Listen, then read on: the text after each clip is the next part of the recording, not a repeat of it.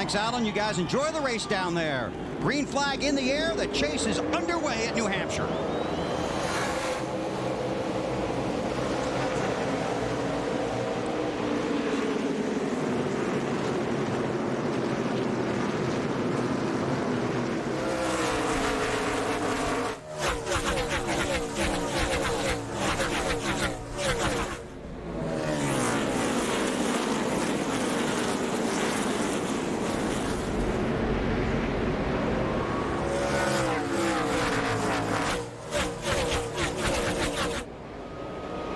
Pole sitter Kevin Harvick leads the first lap. He's got 5 bonus points. They could be big. It's Kurt Busch looking on the bottom. And Ryan Newman, wow, what was that? Scrammy. Yes. Looked like he was going to take it 3 wide there for a minute. Cars really slide around here the first few laps. The tire pressures are down low, so the tires are soft, they're cold. So you're really skating around on these first few laps. You got to be careful here at New Hampshire. Harvick was second in the first practice session, then won the pole, then was fastest in both practice sessions here yesterday. A very popular. Oh, we got trouble straightaway. 66. Jeff Green hard into the wall. Real hard. Oh, a spring is flying across the racetrack. Somebody ran it over, too. To the garage. To the garage. Looks like that 14 car Sterling Marlin may have run that spring over. I saw it sliding across the racetrack. Woo, he hit hard. Boy, right in front of us. So Jeff Green brings out the first caution. And this happened right at the start-finish line. Watch the top of the screen, see what we can see.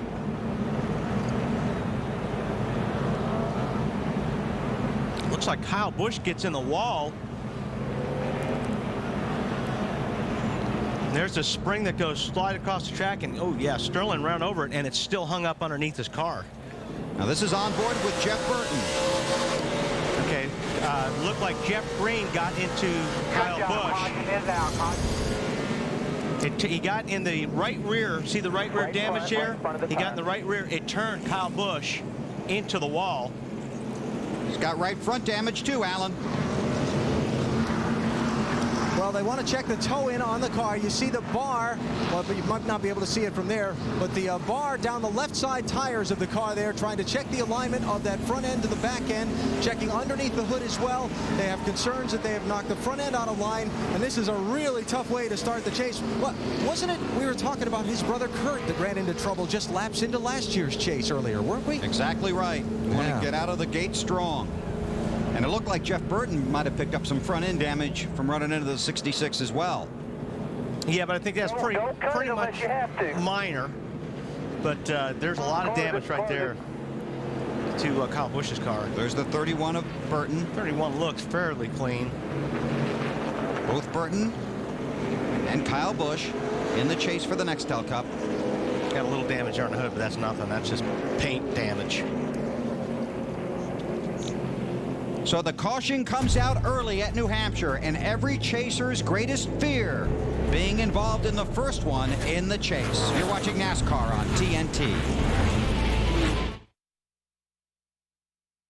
Being so nice about it.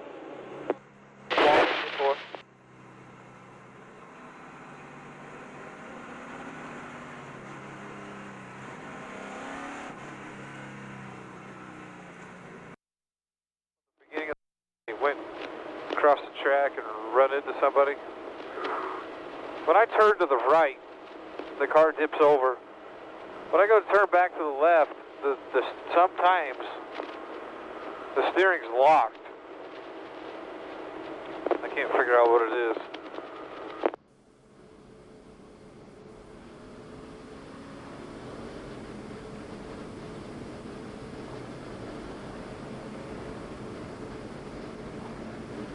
Yeah, sometimes it could be that chain hanging too, unless you feel it all in the steering wheel.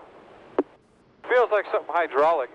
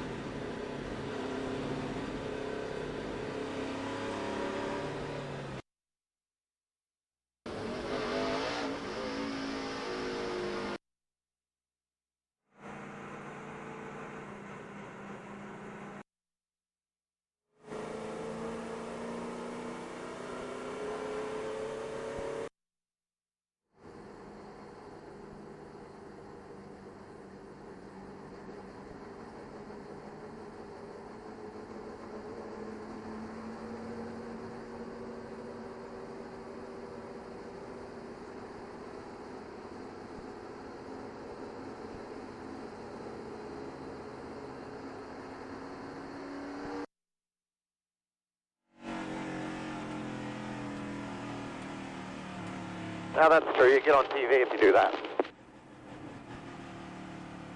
You get a little more points, too. Yeah, 3 more.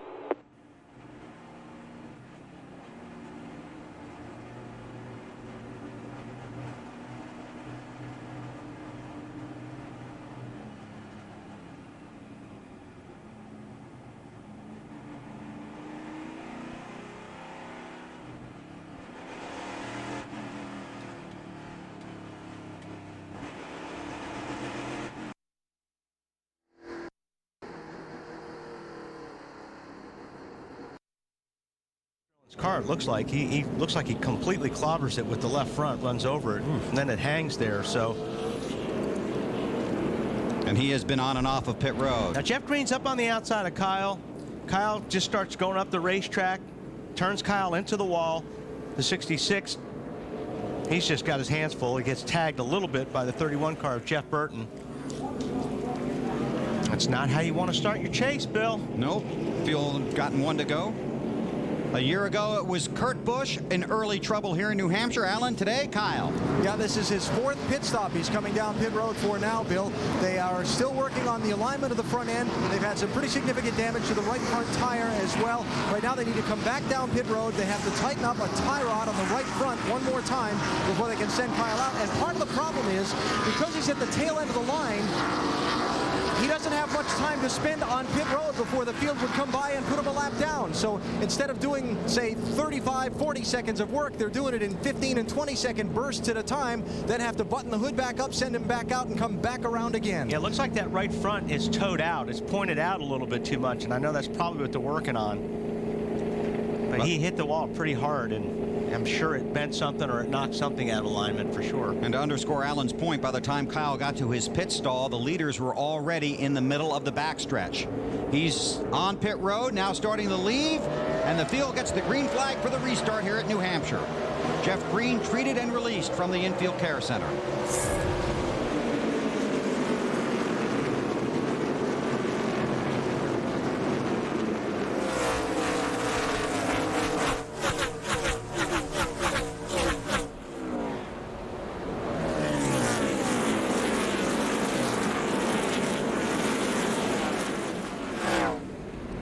Busch's car looks pretty good in the early stages. It looks like he can really run that low line where some of these guys are sliding up the racetrack in the middle like Jeff Gordon. And if you can keep the grip down there on the bottom, you're going to pass a lot of cars, because 90% of the cars are going to slide up the middle of the racetrack or even higher. And that's the Tony Stewart line around this track. He normally can keep his car pinched down there all the way around this track. 24 is going to lose a spot to Kurt Busch. What's the 24 up to, Matt? WD, his comments similar to what a lot of other drivers were saying earlier on, just lacking grip. His 26-year-old crew chief, Steve Letarte, making his 1-year anniversary on top of the pit box as the man calling the shots, just told Jeff, let's race on the conservative side today, especially after what they saw happen early on. We're going to come back. Adam, get on the inside.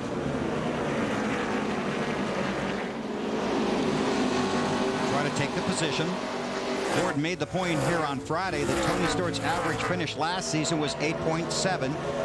Stewart ended up winning the championship. Gordon says their goal, not winning races, but finishing better than that 8.7 average, and he believes that will have them in contention when we get to Homestead. Denny Hamlin in that 11 car, one of the chasers, trying to rope in Greg Biffle. And right behind them, you saw Earnhardt Jr. in the 8.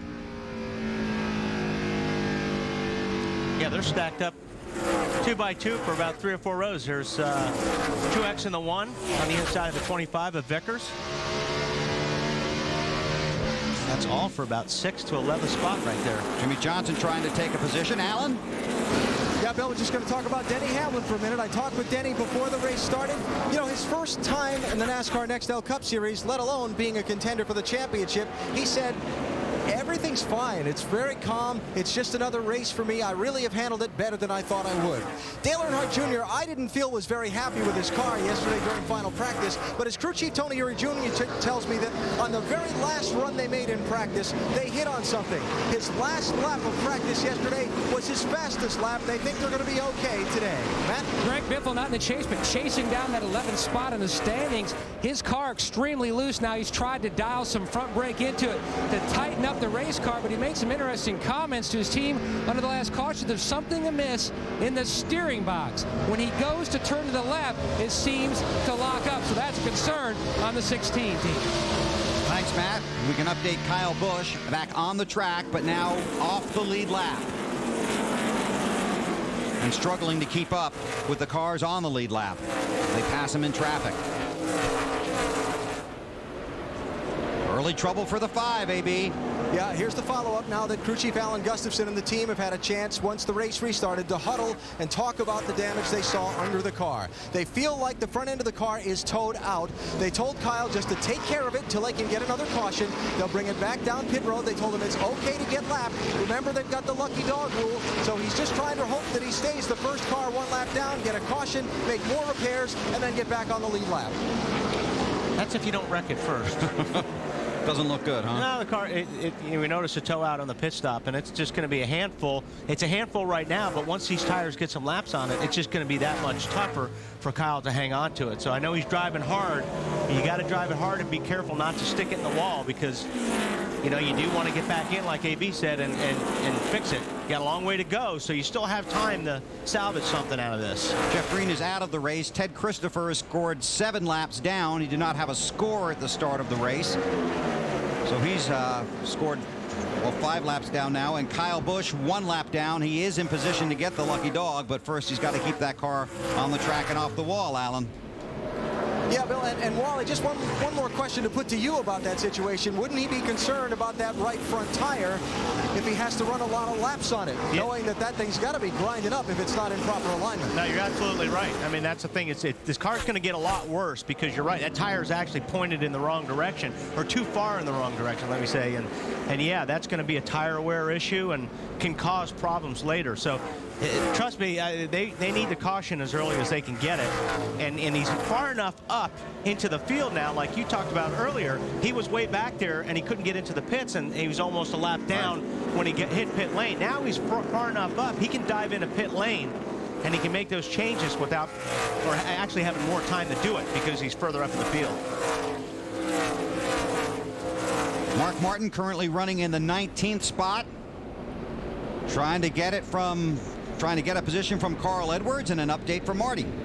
Bill trying to work his way slowly and patiently to the front. I talked to Pat Tryson this morning. I know they have a very good race car. The last 2 times this car has run on the racetrack, it's finished top 5, including here in July. I asked Pat, well, how are you going to get to the front? He said, listen, track position is going to be the key all day long.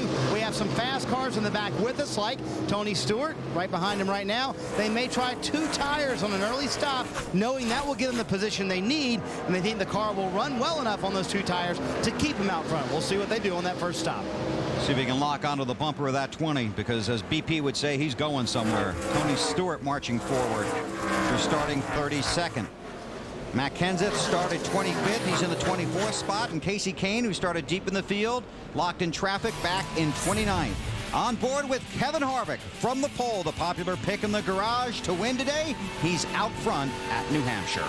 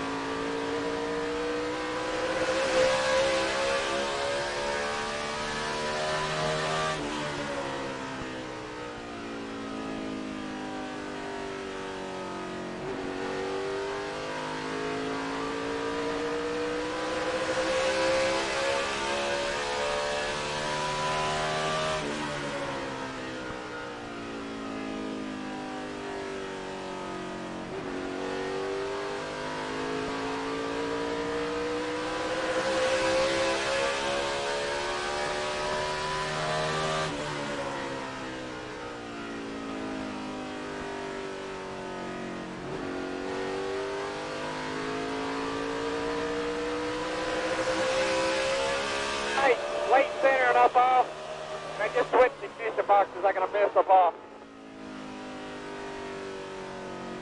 PM4.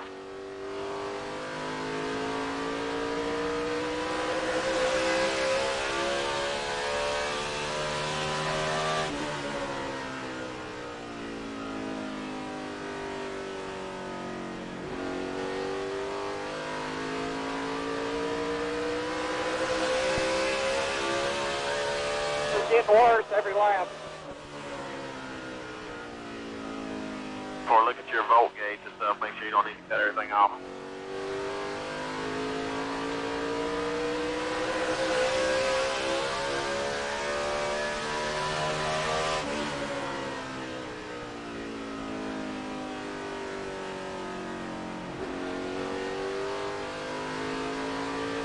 Inside corner. Inside. 24, be clear.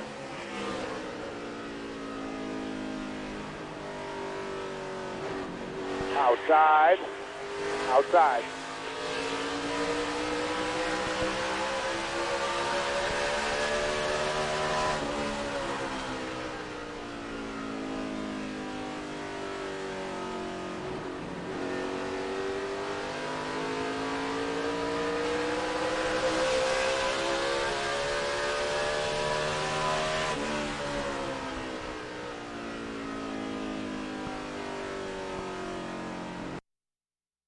Trouble up in 4. A couple of cars involved, one in the wall.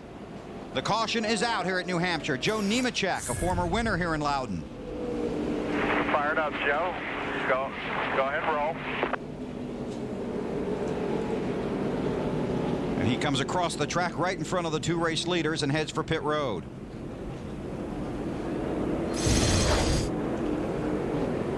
See what we can see here. Nemechek.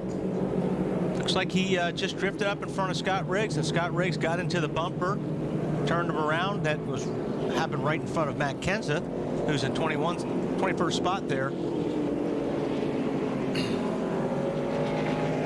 So that got Matt's attention. Nemechek hard into the wall. Caution number 2. Now here's on board with Riggs.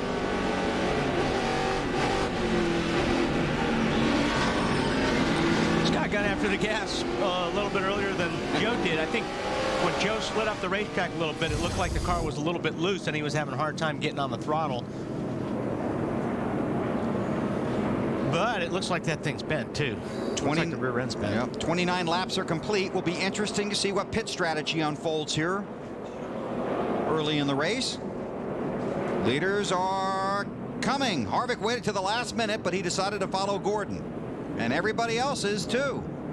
Matt Yoakum. And Steve Letarte talking about a small air pressure change for Gordon. His car still too tight in the center of the corner, but the drive off the corner was excellent. Tires on the wall, Dave, could be a two-tire. Nope, they are indeed going with a four-tire change.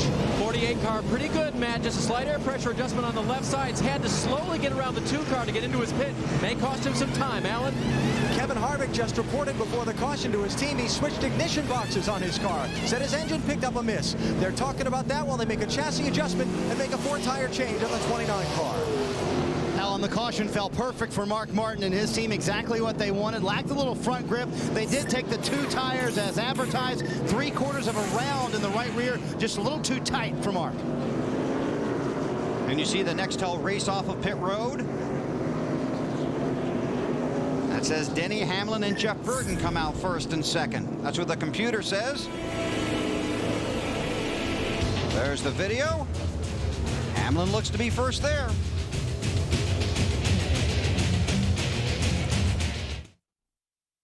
One little Debbie car all over the track today.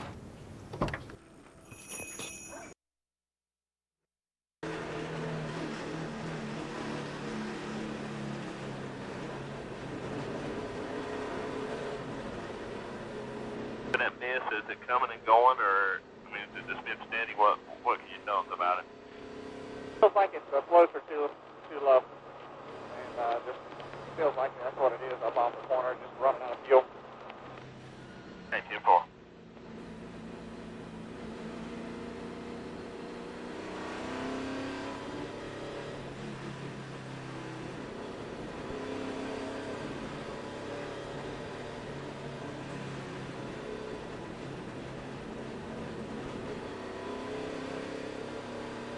Harvick, did it just start after you ran for a while?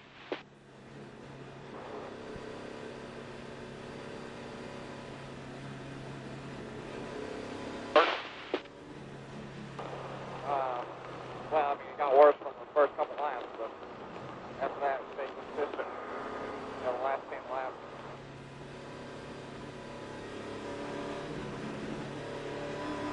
In front of the 40. Let me go with the line.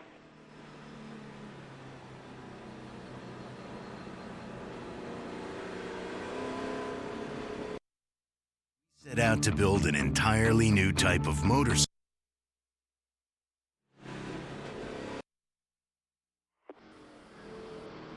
I'm not sure if it did or not. You want to look at it and get back to me? All right.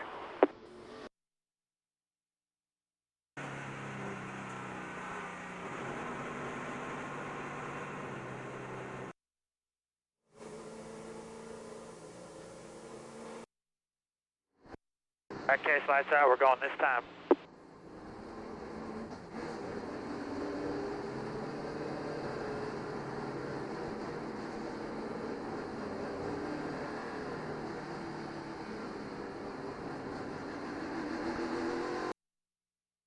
Law & Order is his show. TNT is his network. Law & Order, back-to-back tomorrow starting at 8 on TNT. Green flag just out here at New Hampshire, the restart. And Denny Hamlin is the race leader. Then Jeff Burton. Then pole sitter Kevin Harvick. A two-tire strategy being employed by several teams here early in the Sylvania 300. See Burton taking a look on the inside. I don't think it's going to take long for Harvick to get back up to the front on 4 tires, but we'll have to wait and see here. But in the meantime, Burton trying to get down on the inside. Wants those bonus points for him as well. Harvick's just sitting there being patient right now. Hamlin's gotten his bonus points. A 2-tire pit stop for Denny Hamlin got him out front, picked up 6 positions on pit road. Harvick's like, come on, Jeff, if you're going to do it, you better do it. Right. I got to go. He wants him to get those bonus points, but he doesn't want to be held up. Right. Hamlin, the 26-year-old from Virginia, leads early here at New Hampshire. Burton on his bumper, but can't make the move. Looks inside again as they head for the backstretch. 5 bonus points for leading a lap, and Jeff Burton would like 5 of them. Ticker at the top of the screen, the 10 drivers in the chase highlighted in yellow. Harvick says, I've got to go. 3 wide. Oh, he's into Hamlin. That was a little bit more of a risky move than you needed to make when you're running for the chase here. Lucky he didn't cut down a tire on that move, Kevin Harvick. Harvick leads, Hamlin back to 7.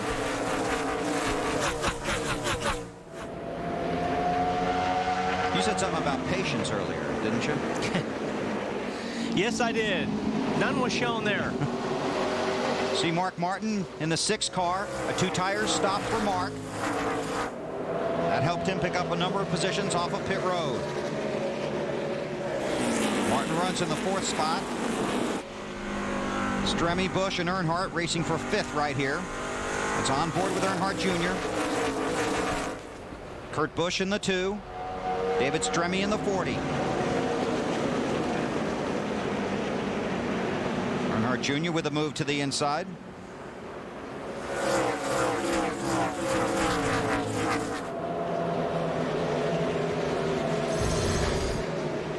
See, the 11 car just lights up a little bit, and Harvick thinks he can just gas it and squeeze through. But they're real lucky they didn't cut tires on that deal right there. On board with Harvick. Also lucky 11 car didn't wind up in a wall. A lot of luck going around there. Well, Harvick clearly knows how good his car is, and he wasn't going to sit there for very long. He let his teammate try for a couple of laps to get those 5 bonus points, but then Kevin saw just the smallest opening, dashed right into it.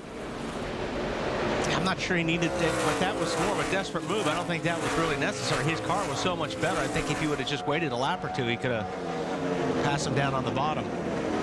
Earnhardt Jr., one of the chasers inside of Kurt Busch. And the Budweiser Chevy moving forward. Talked to Earnhardt's crew chief Tony Eury Jr. this morning in the garage. He said all the pressure's off. Said we made the chase. That's what we wanted to do. If we're still in it with 2 to go, then we'll start feeling the pressure. And that was the message he delivered to Earnhardt. Go out there and race hard. Let's have some fun. And you listen to Earnhardt Jr. talk, and it really sounds like he did learn some lessons from the first year he was in the chase.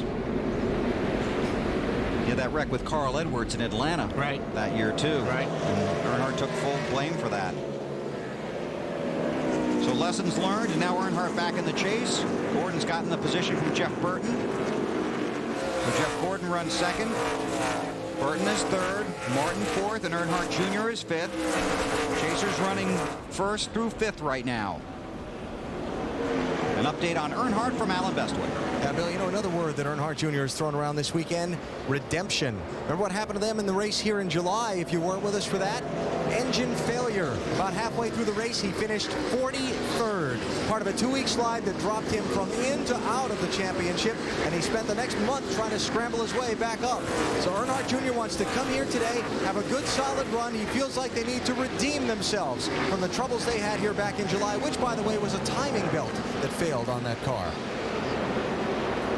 That was a rough stretch for him, Alan. Back-to-back 43rd place finishes. Well, maybe their chance of making the chase was over. But Tony Eury Jr. rallied the troops. And his driver went to work, and they're in it. Now racing after the next Nextel Cup championship. Third year in a row, Jimmie Johnson's been in the chase. He scored in the 9th spot. An update from Dave. He has not been out without trouble in the chase, Bill, and today is not going to be an exception. He very calmly radioed to his crew moments ago, dropped a cylinder. Running on 7 will not win you a race at New Hampshire. It may hurt your chase chances really bad. Denny Hamlin's going to zip right by him. Maybe not. So maybe more problems for Jimmie Johnson, but Kevin Harvick continues to run up front. He's the race leader at New Hampshire.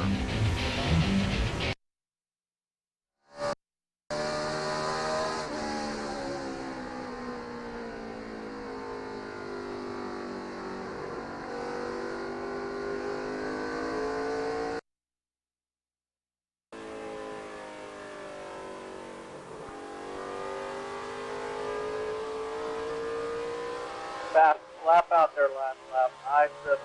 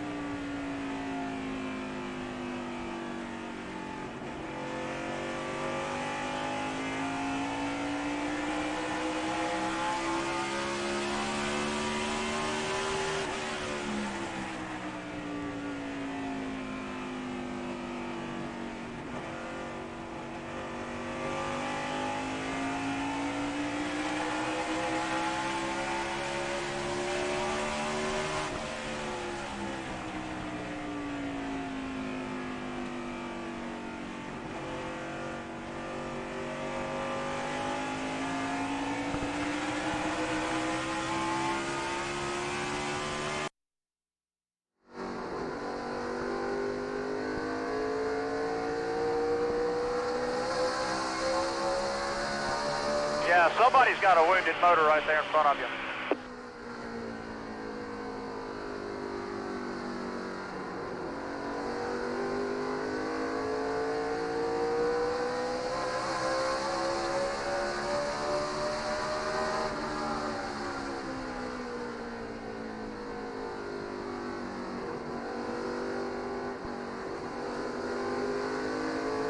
Still out there. Clear behind the 48 if you want it.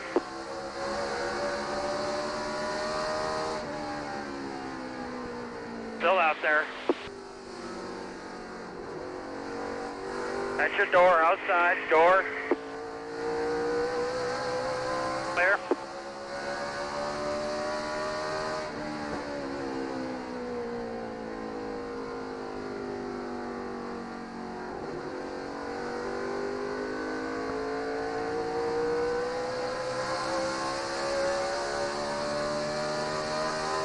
.30-50 with a pass.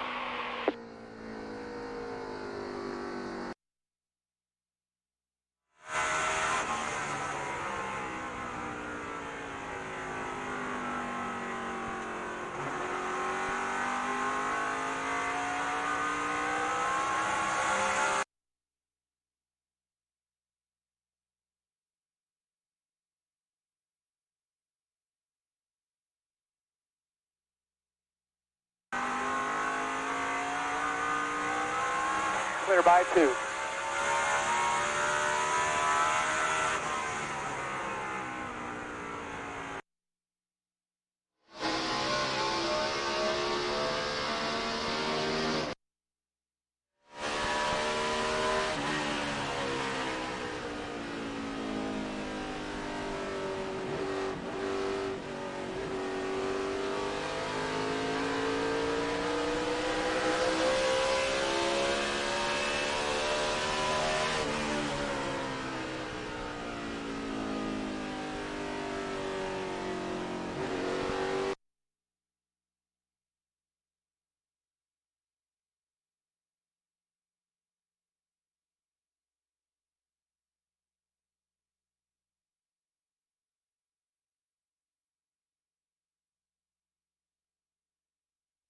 That when taken together are providing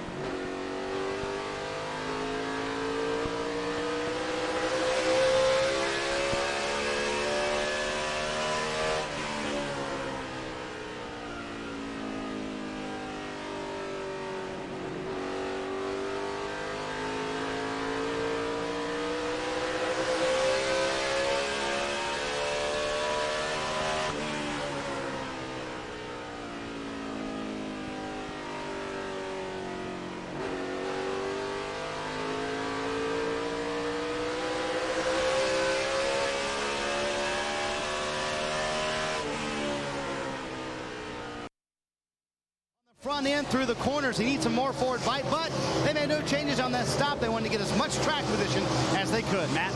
Marty, both Penske cars having a very solid day. Ryan Newman, the 12 car. Last win came here 1 year ago to start out the chase. Right now on the outside looking in, just trying to get another W. The car just still too loose through the center of the corner. AB?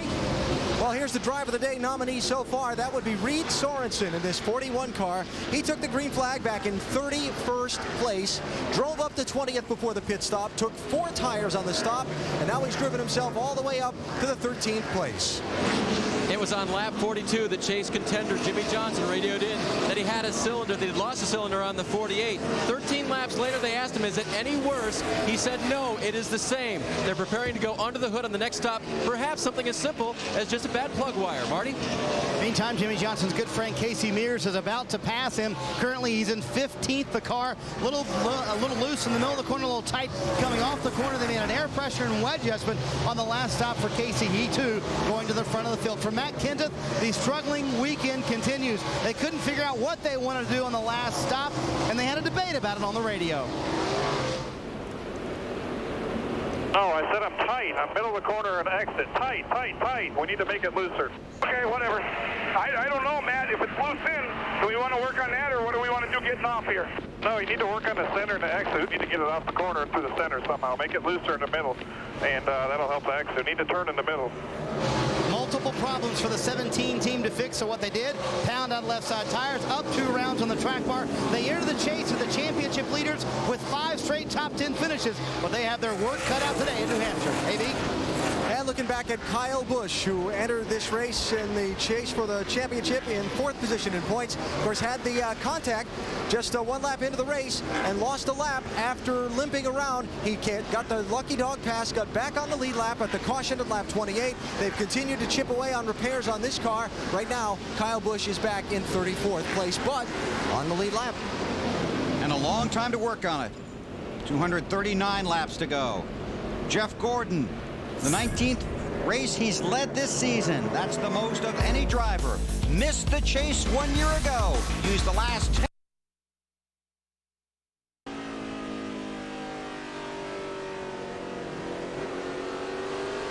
Inside. Clear.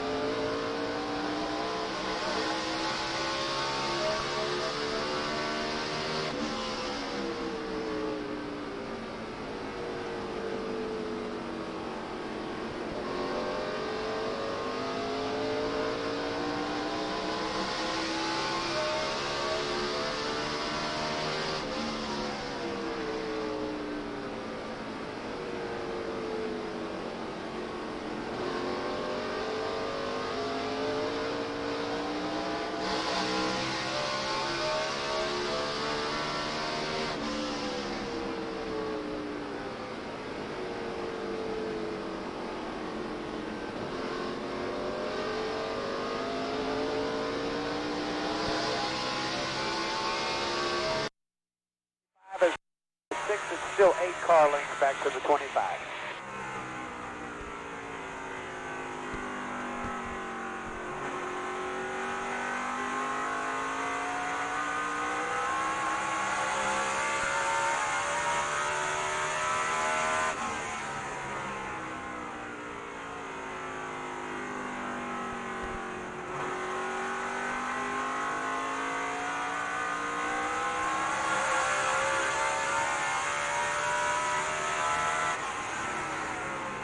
Clear.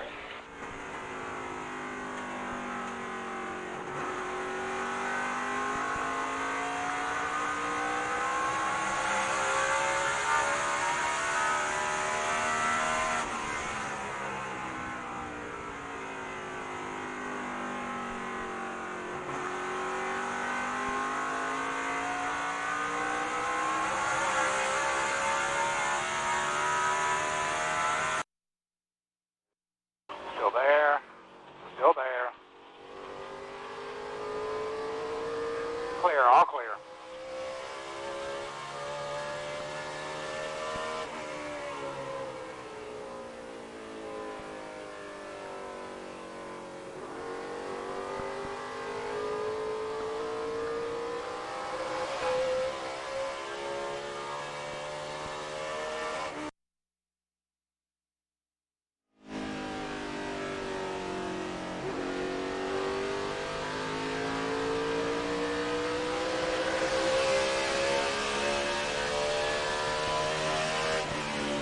Lap there.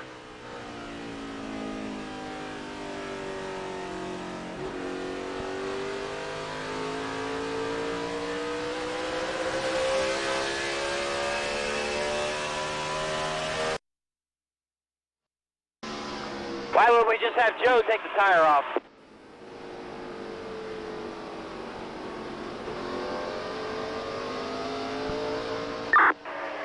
Well, then you're going to have to leave a hanger back if that's what you want to do.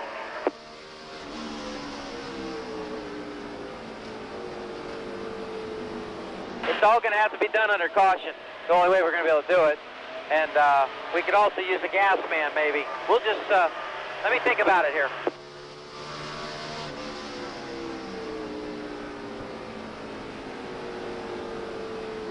Bob, are you still on here? Do you think there's enough slack in the chain that we could get that spring out? We didn't change that chain. And we've got a round count from that spring when it was in practice.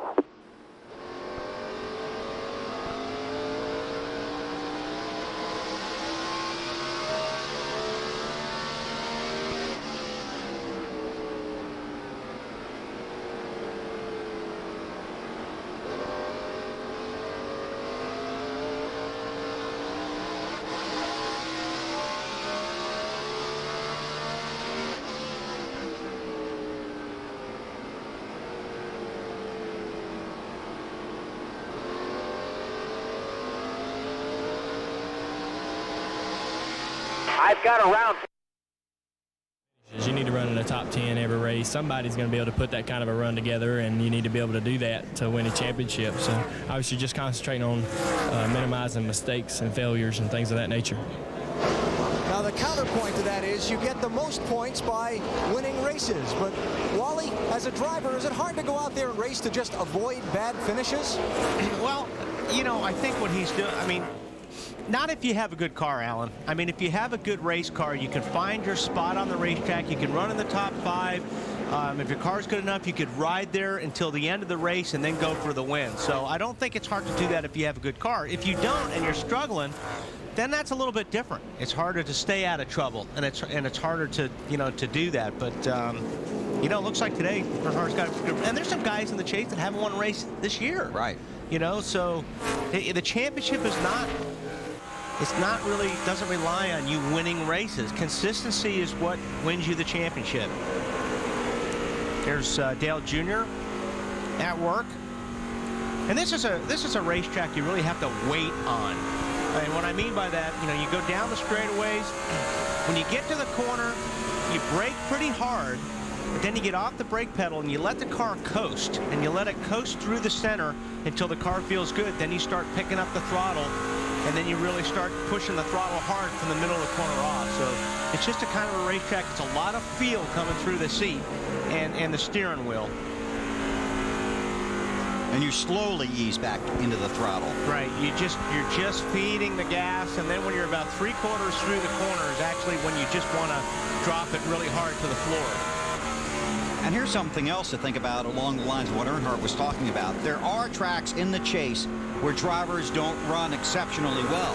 So when you get to a track where you do run well, you have to try and score as many points as possible to protect yourself from the tracks where you don't run well. It's exactly right. I mean, you know, Martin is looking forward to next week. Right. Already. I mean, because he's a master at Dover. So he looks at this weekend as, you know, if we got a good race car, we'll go for the win. But if not, let's just try to get out of here without losing a shot at the championship after the first race. Earnhardt has 6 finishes of 23rd or worse in his 14 New Hampshire starts. Also has 3 top 5s, including 5th here last September. Time for our singular race talk question. Last week we asked you, should NASCAR allow more points for winning? Now we want to know how many points. How many additional points should NASCAR award for a victory? To vote, text the word race to 191 on your singular wireless phone, and you'll have a chance to win a first-class trip to Miami. Should they get 25, 100, maybe even double the amount of points the winner gets? See Burton going by Kyle Busch there, and it looks like Kyle's got his hands full with that car. That thing just looks like it is sliding big time loose. He's 35th, 1 lap down, but he's the 3rd car 1 lap down, Kyle Busch.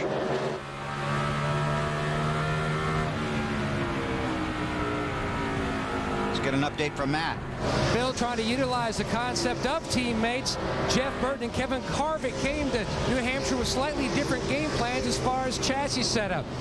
Burton felt like that Harvick's was a little bit better by the end of final practice, so they migrated more toward what Harvick had in his race car. He says the car turning well through the center of the corner, just needs help on rear grip on exit. But right now he wants to leave it alone. We were halfway through a fuel run. Artie? Alan will take that from you, Matt. Just to talk about Kyle Busch, we saw him there on screen, one of the championship chasers. Here's the latest on this 5 car. Still have some front-end alignment problems underneath that car. You'll also see the aerodynamics quite messed up on that right front fender. Right now, a lot of what's going on with this team is crew chief Alan Gustafson on the radio, trying to coax and encourage his driver to keep him from getting discouraged and frustrated, telling him it's a long race. We've got time to work on the car. We're okay. Keep going. And we've got a caution out. It's for debris, Alan. Debris in turn 2. Caution number 3. Jeff Gordon is the race leader. Then it's Harvick, Burton, Vickers, and Dale Earnhardt Jr., the top 5. So this will give the leaders a chance. The drive-off's starting to go away, you know, a little bit. I don't know if it's just old tires or track, but Jamie McMurray in the 26 car is the lucky dog. So when Jeff is talking about when he says to drive off, when he gets on the gas, getting off the corners, the rear tires are spinning. They're slipping. They don't have grip. So he'll be looking to make an adjustment where it puts a little bit of grip in the rear. Pit road is open. And there should be a lot of business down there. Have to be careful you don't get a speeding ticket. And the 7 men over the wall are about to go to work.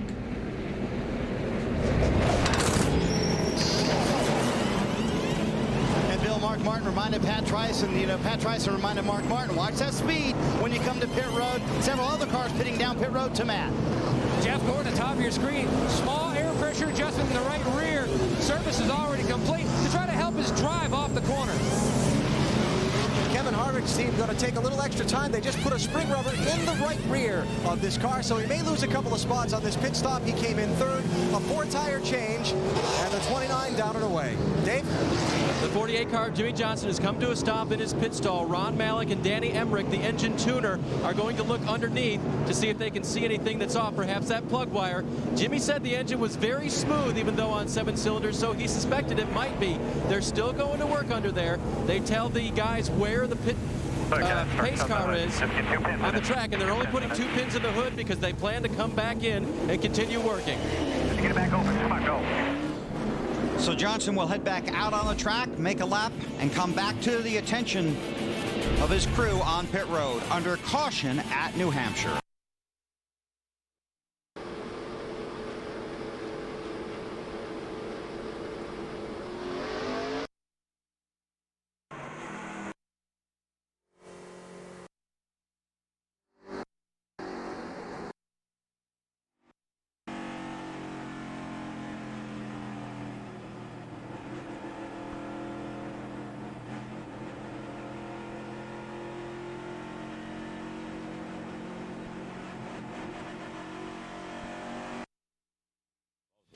Just wanted to do what your dad does, and he got into it.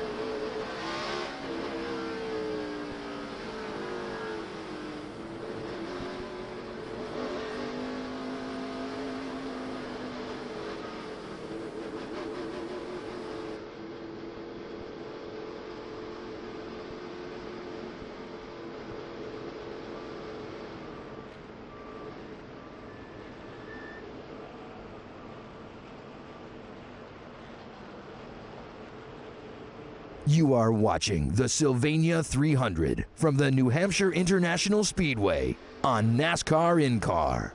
Only available on digital cable.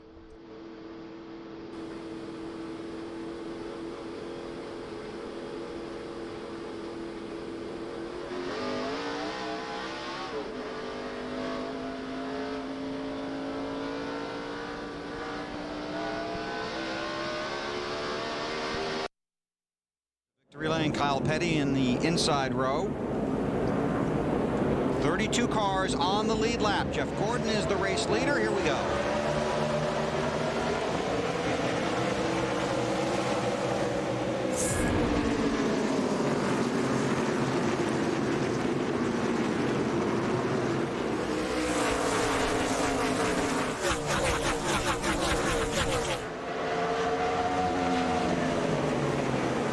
Guys on the outside want to clear these lap cars as fast as they can. And here really slows you up when you're side by side. Jeff Burton taking a look. Gonna lead that one, I think.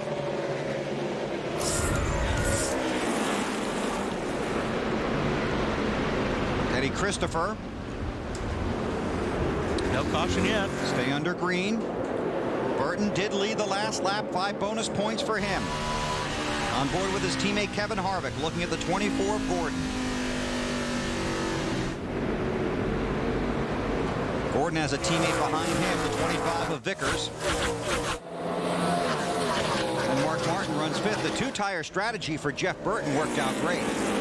Yeah, it seems like on Gordon's car anyway, it takes a few laps to get those pressures up before his car really starts working good. So I've seen the last couple restarts, he's lost a little bit on the restarts, but then after 5 or 6 laps, he's back.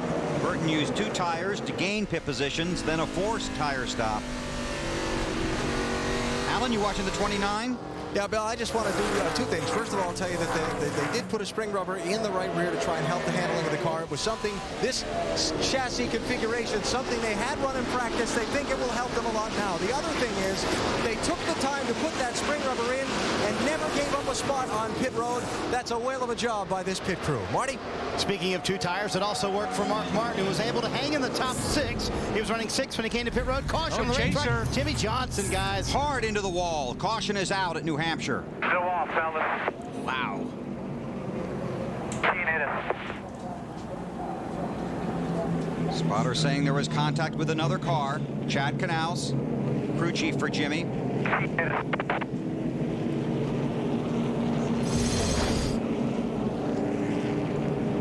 It's up on the outside there. Biffle slowed down. Sterling Marlin hit the brakes and tried to avoid Biffle a little bit, turned to the right a little bit, and Jimmie Johnson was there. Watch to the left of Jimmie Johnson. You see Biffle had to avoid the 07, and it knocked 14. Hit the brakes, he hit Biffle, slid up the racetrack, and got into the 48. I mean, Sterling was just trying to avoid a wreck. Nobody's fault, just being at the wrong place at the wrong time. And that's because you're deep in the field. That's right. There's Chad. Their season last year ended with a crash at Homestead. And now the chase begins with a crash here at New Hampshire. And fans of the 48 team hoping you're right, Wally, that you get 1 mulligan in the chase, because right now it looks like Jimmie Johnson has used his in race number 1 here at New Hampshire.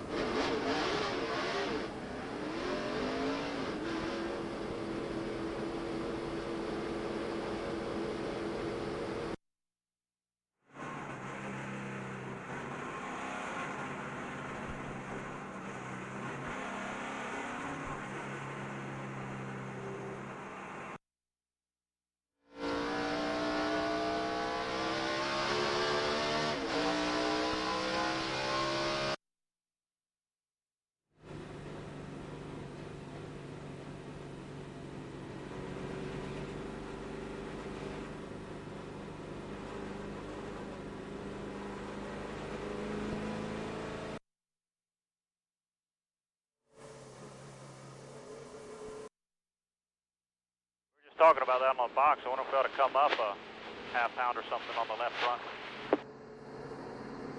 Yeah, I don't know about in the long run. The long run, it was really good. But short run, through these bumps, it's a frickin' mess. 10-4. Do the best you can with it here, and we got a little bit more time to think, see if we want to try something. I mean, I'd rather keep them down if we can, but I bet a half pound or a pound wouldn't hurt it too bad on the long run. Okay, 10-4. We'll see here. That was one to go that time.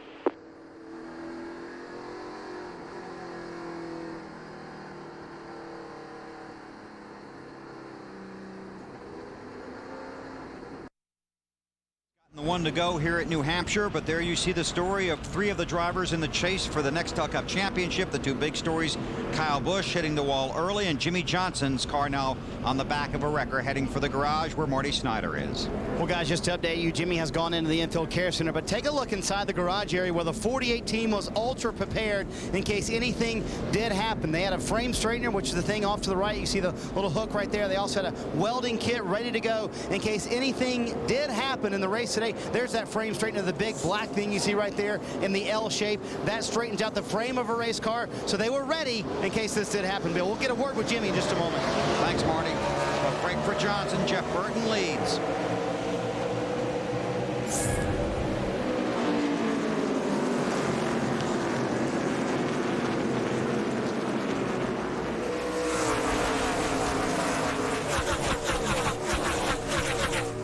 Gordon's got a pretty good run going into turn 3.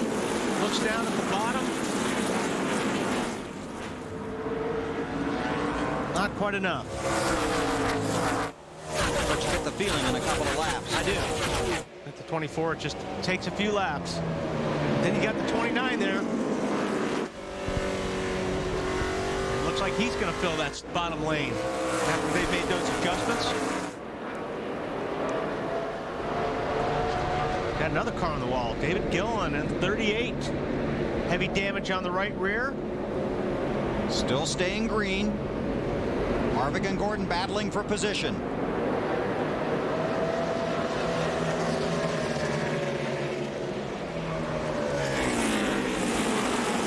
Harvick has led 46 of the 95 laps so far. Harvick rolled through the center, just a little bit better than the 24, but the 24 could get on the gas a little bit earlier because he was up on the high side. That gives you a little bit more straightaway speed when you're on the high side.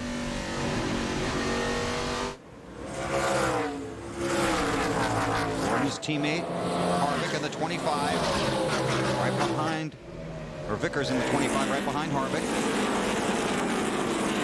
And now the 29 and the 24 running side by side. Jeff Burton's starting to pull away just a little bit. He's got about 15 car lengths on second place right now.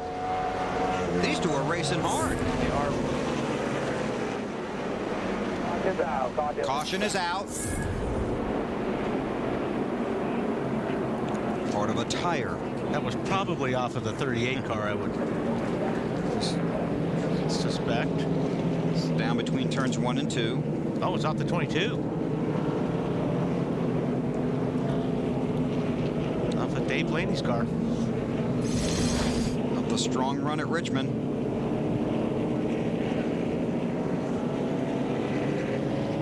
Trying to get down to the inside. And there it goes.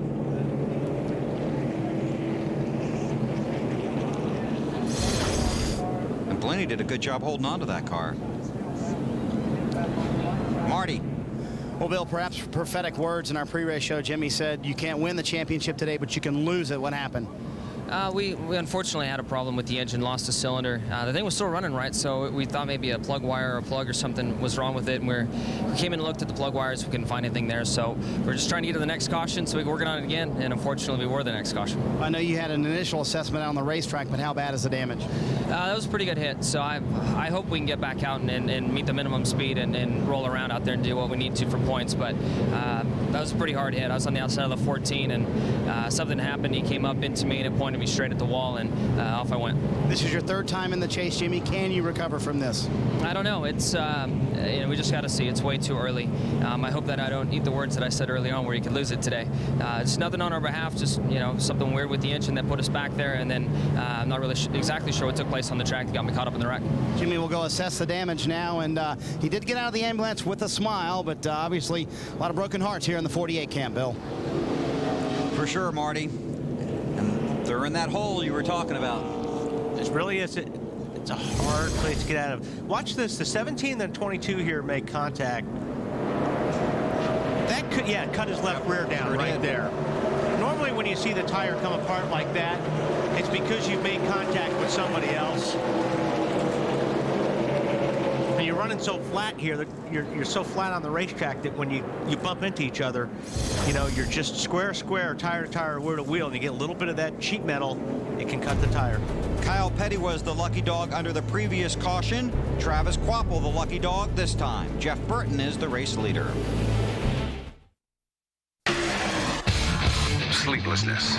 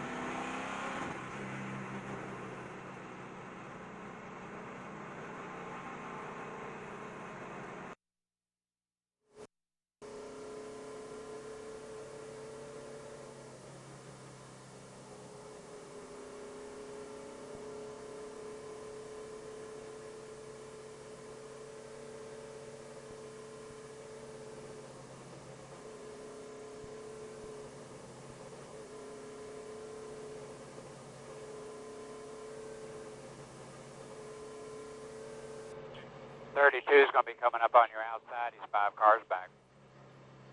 Coming on you now.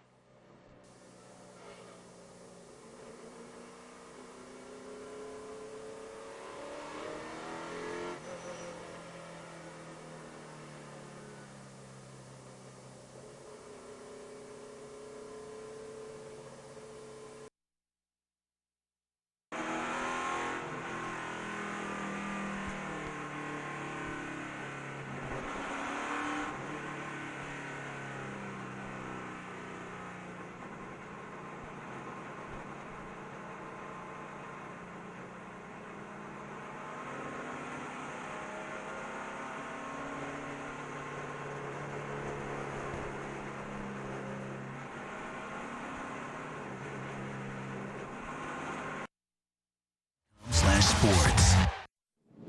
101 laps are complete. Take a look at our DLP Technology race recap. The day going for the chasers. Jeff Burton dodges trouble. Kyle Busch does not. Into the wall early in this race. Heavy damage. Scored back in the 34 spot. Kevin Harvick trying to muscle his way to the front. Hit another chaser, Denny Hamlin. Yeah, 3 chasers on that one. Jeff Gordon working his way around Kevin Harvick. Some hard racing between those two. Jimmie Johnson, first he dropped a cylinder in that 48 car. Then went out, got caught in traffic deep in the field, ended up in the wall. Not the way he planned on celebrating his birthday. Tough day for Johnson and the Lowe's bunch. This is our DLP Technology race recap. Update on the 48 from Marty. And you can see this team back here in the garage area working diligently on the 48 team. And when you have a 48 car, when you have 550 employees, you have a lot of help. So all the Hendrick Motorsports trying to get this 48 car bandaged and back out on the racetrack. There's damage on the front end, damage on the rear end. The frame is bent, I'm being told by some of the team members. They're going to have to replace the rear trailing arms, also the rear track bar, several of the front chassis components as well. They'll have to replace on the 48 car. They're going to work to get them back in the race, but it's going to be a long time before the 48 is ready to go back out on the track, Bill. Thanks, Marty. Currently 14 laps down. And you still have to run the minimum speed. Right. So they got to get the car back together well enough to where you're at least running the minimum speed, or NASCAR will black flag it, which is 33.14 seconds around this racetrack. And that's a pretty good clip at this point. That is a good clip because they're running high 29s and 30s right now. Phil coming to get the green. Jeff Burton, the race leader. Four-time winner at this track. Won here leading all 300 laps in September of 2000 and leading only 2 laps in July of 1999. 174 wins since Jeff Burton went to victory lane. Trying to get there today and begin the chase with a victory. And that was a restrictor plate race. Oh. That was awful. I remember I was in that one. I don't think I passed anybody else there. Nobody passed anybody. It was terrible. That race should be expunged like it never happened. Yeah. Jeff Burton out front as we go back to green. An update from Matt. And trying to take advantage of the fact that Gordon's car takes a little while to come in. Burton inching away. His owner, Richard Childress, told him it seems like when you run a little closer to the bottom, your car is better than the 24. Meanwhile, Gordon, he's concerned that contact with another car might have pushed in the left front fender down by the valance. So they're going to keep an eye on that in case that car gets any tighter on their next stop. They'll just pull it out. Looks pretty clean. Yeah. I mean, there's a little crinkle there, but not enough, I think, to make a big difference on the handling right now. I think Vickers would like to get by the 24 car. Vickers in that 25 has been strong since the green flag.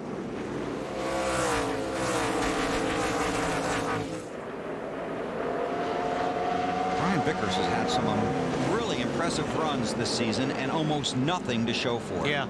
Yeah, they've never been able to capitalize on the finishes. Burton leads. His teammate Harvick runs second. About the 29, Alan. Yeah, Bill, those of us who've been here at the racetrack all weekend know that everyone in the garage area was talking about this 29 cars being the class of the field, yet he has not been leading after lap 26 of this race. Well, Kevin Harvick came on his team radio not that long ago and said, I've got a better car than those guys in front of me. I'm just taking my time. And that's what's good when you do have a good car, because you can. Although it did take his time on that one pass. No, he sure didn't.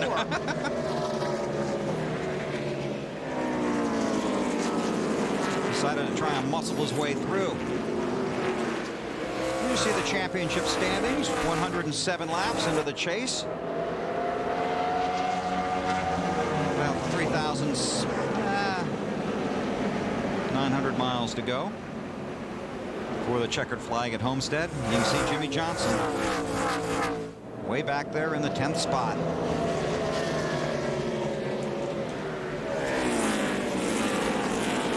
Earnhardt Jr. has gotten around Vickers into the 4th spot. And Mark Martin runs 6th. It's Mark back there looking to get around Kyle Busch. Kyle 33rd, the first car 1 lap down. So we can duck in our Aflac trivia question. Normally Benny cues the duck. BP not with us, but watching at home today.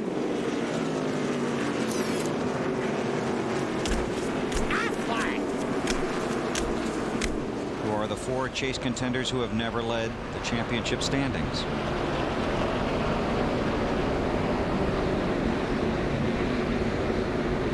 I was working on it. The answer came up too fast. The young guys. And right now the leader is Kevin Harvick. Our Aflac trivia question.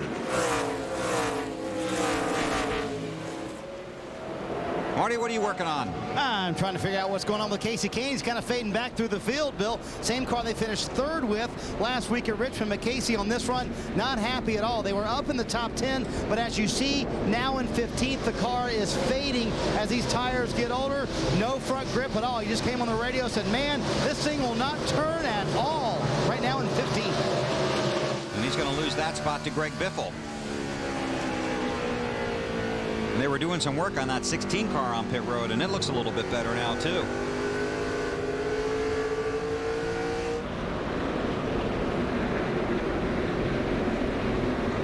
Vickers trying to close in on Gordon. Dale Earnhardt Jr. has gotten around both of these guys into third. Matt? All over his teammate Bill. Now Brian Vickers, unlike the four drivers in front of him, he's not concerned about points. All he's concerned about is a win. Now his car starts out on the free side, and then slowly comes to him halfway through a run. His car is really strong, but back right before his last stop on lap 81, he complained about a brake vibration, but he has said nothing about it since. Didn't they have that problem someplace else? Was that the 24 that had that brake? It was somebody thought it was at Richmond, but I'm not sure if it was a Hendrick car. Jeff Burton, no problems. He runs out front. His teammate is second. Earnhardt Jr. is third. Then it's Gordon and Vickers, the top five at New Hampshire.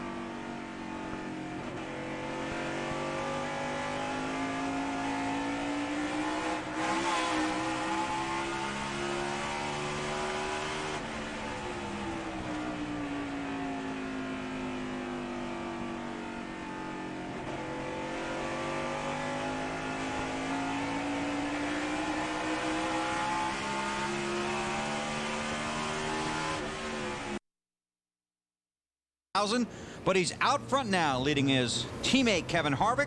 Let's go through the field, starting with Matt. Bill, Jeff Burton will tell you that he didn't go to Richard Childress Racing to end his career. He went there to basically restart it, and that's exactly what he he's done, chasing his 5th win here in New Hampshire. Says the car, AB, just a little tight in the center, but not bad at all.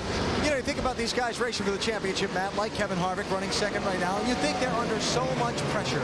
But Harvick says the key to dealing with these next 10 weeks is to not think about the pressure, but just do everything the way that you've done it all season long. Approach the race the same way, race on the track the same way. He's doing it today. He's racing up front. Dave? Alan Dale Earnhardt Jr. runs third, and he doesn't always ask for lap times to be read to him, but he asked for 2 in a row about 5 laps ago. The second read was much worse, which means Junior's fishing for a line, and whatever he tried didn't work. He then radioed back, okay, no more lap times. And Brian Vickers has climbed up in the 4th position. Says the car's a little free, but slowly coming to him. He's taking his time. His teammate, Jeff Gordon, not happy, though, with the 25. Says that I'm racing for a championship. He's not racing me like a teammate. Please pass it on to him. Gordon, though, complaining about his race car. Steve Letarte says they'll try to fix that left front fender on the next stop. Also calling for an air pressure adjustment for the 4-time champ, Marty. Matt, before the race started, Mark Martin told me if we're going to win this championship, we have to get rid of our inconsistency and build in some top 10 finishes in these final 10 races, and we have to get better on pit road. So far today, they've been very good on pit road, chassis-wise. Mark hanging in there with a very loose race car, no rear-end grip. Tony Stewart has hung in here in about the 7th position after starting way in the back in 32nd. He made his way to the front. Then he felt like the race car was on top of the racetrack, not gripping like you would like, but he's hanging on that low line. Matt. The 2-time New Hampshire winner, Marty, the 12 of Ryan Newman. His car was loose early, then it started to go on the tight side. Now he's telling his team it's tight down to 1 and 2. Loose, though, especially off of 4, Dave. This is a hard place to pass cars, Matt, and Kurt Busch knows that full well with a tight race car. He radioed back, guys, it isn't getting better, it's getting tighter. I can't get anything done out here. Alan? Reed Sorensen, 20 years old, from the Atlanta area, down in Georgia, Forest Park, Georgia to be specific, having the drive of the day so far. Started 31st, he's up to 10th. I asked Reed before the race, are you ready to win? Do you have enough Nextel Cup experience to get to victory lane? He looked me square in the eye and said, yes. Denny Hamlin is not having the kind of day he was hoping for so far. Not that he's doing badly, he's back in 11th place, but he can't get the feel of the car the way he likes it. He talks about all 4 tires chattering for the first 15 laps of a run. They think it might have to do with some air pressure settings. Marty? Alan, what do you do when the weekend's not going very well? You go to your teammate and say, hey, man, need a little bit of help. Casey Mears struggled on Friday and Saturday, went to Reed Sorensen, who you just talked about, very fast, said, hey, can we borrow your setup for today? They said, sure. That is the setup, same one Reed Sorensen is running, obviously going to the front. For Matt Kenseth, well, he's having a tough time out there. The racetrack is, or the car is extremely loose. And we asked him earlier this week, does your 2003 championship help you at all in the 2006 chase?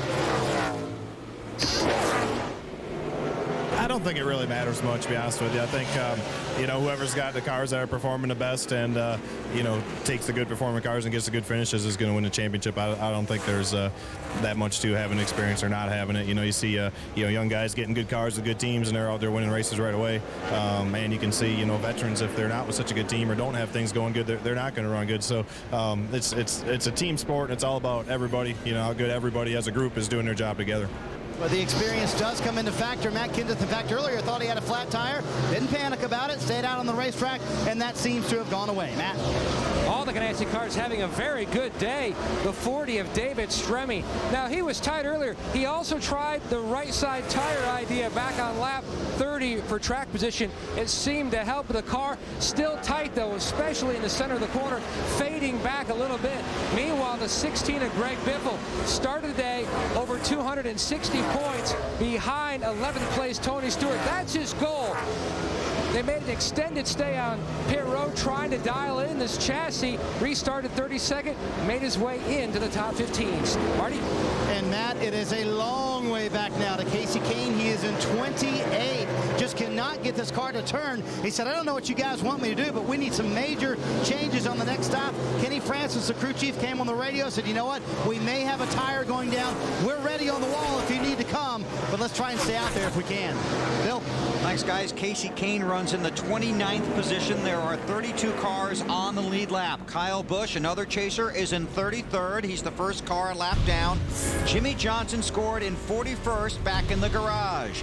Johnson does not have a DNF in 2006. Trying to get him back out on the track at New Hampshire.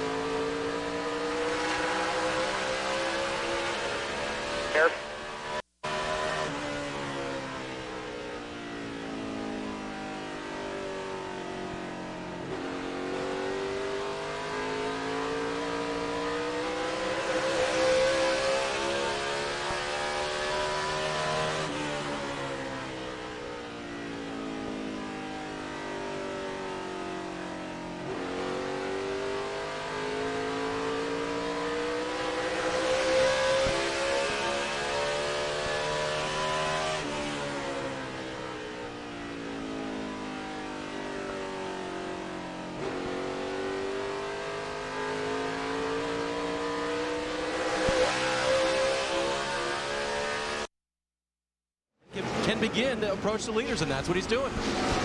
I think Junior's running a really smart race right now. He probably has a better car than a third-place car right now, but he's being patient. He's not getting himself in the middle of situations right now. He's trying to stay in clean racetrack. Like Dave said, he's just plugging along. And we heard earlier he was looking for the right groove, the right lane to run on the racetrack. He found it. It's closed up on second place, Jeff Burton. Two Richard Childress teams running first and second here in New Hampshire. Kevin Harvick is the race leader with 140 laps complete. Around the corner.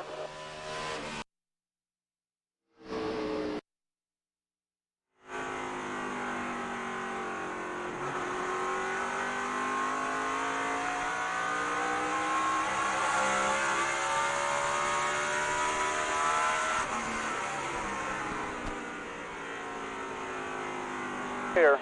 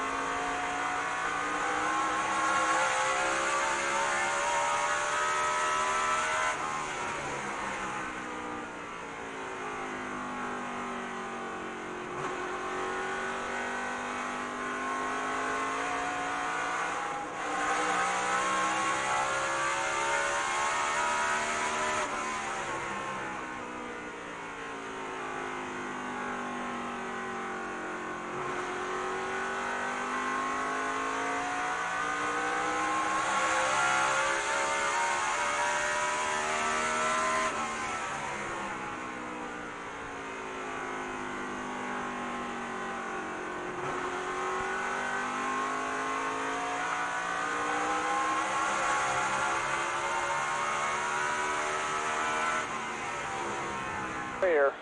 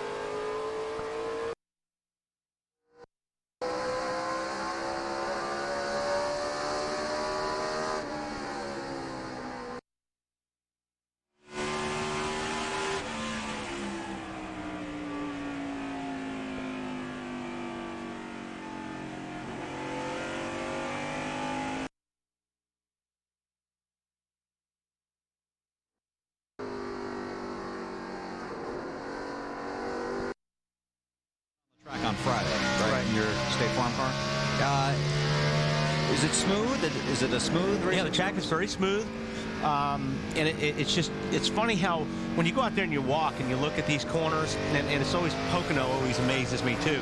You think those corners are as flat as a board when you're in a race car. They actually do have a little bit of banking in them, but the track is real smooth. There's about 2.5 grooves on this racetrack, but if you can get your car to work down on the bottom, that's the best way around this place, if you can get the grip.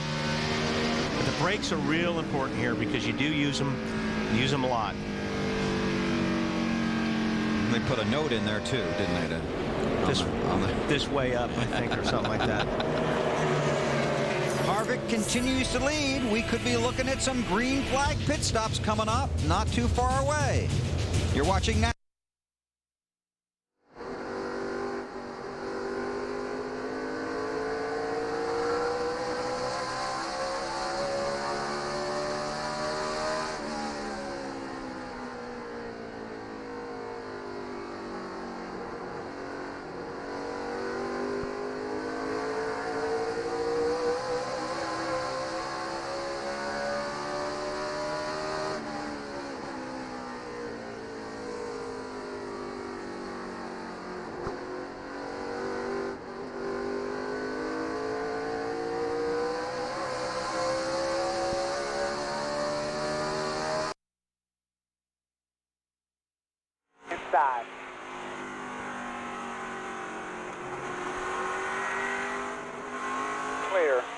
Halfway, Gene, halfway. About 20 laps to a pit stop.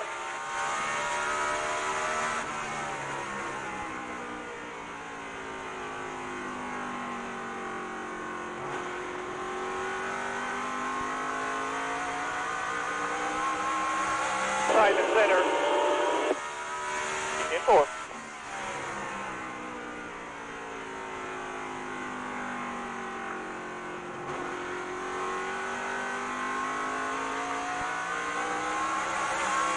Been loose off.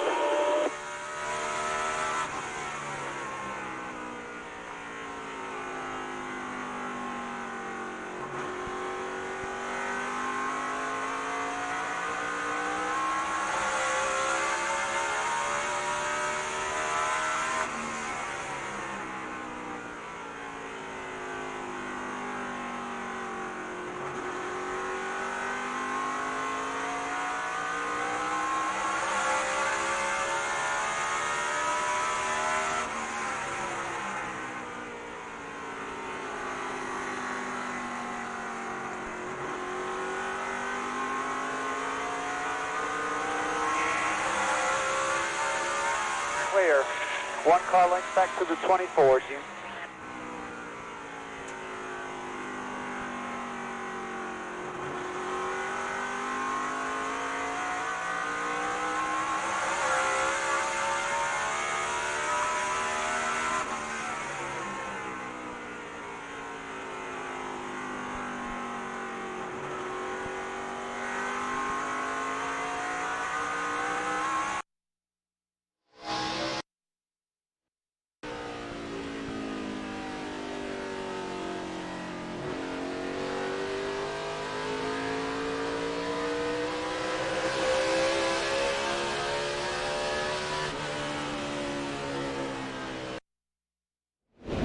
Got it from Gordon. Gordon thinking about getting it back.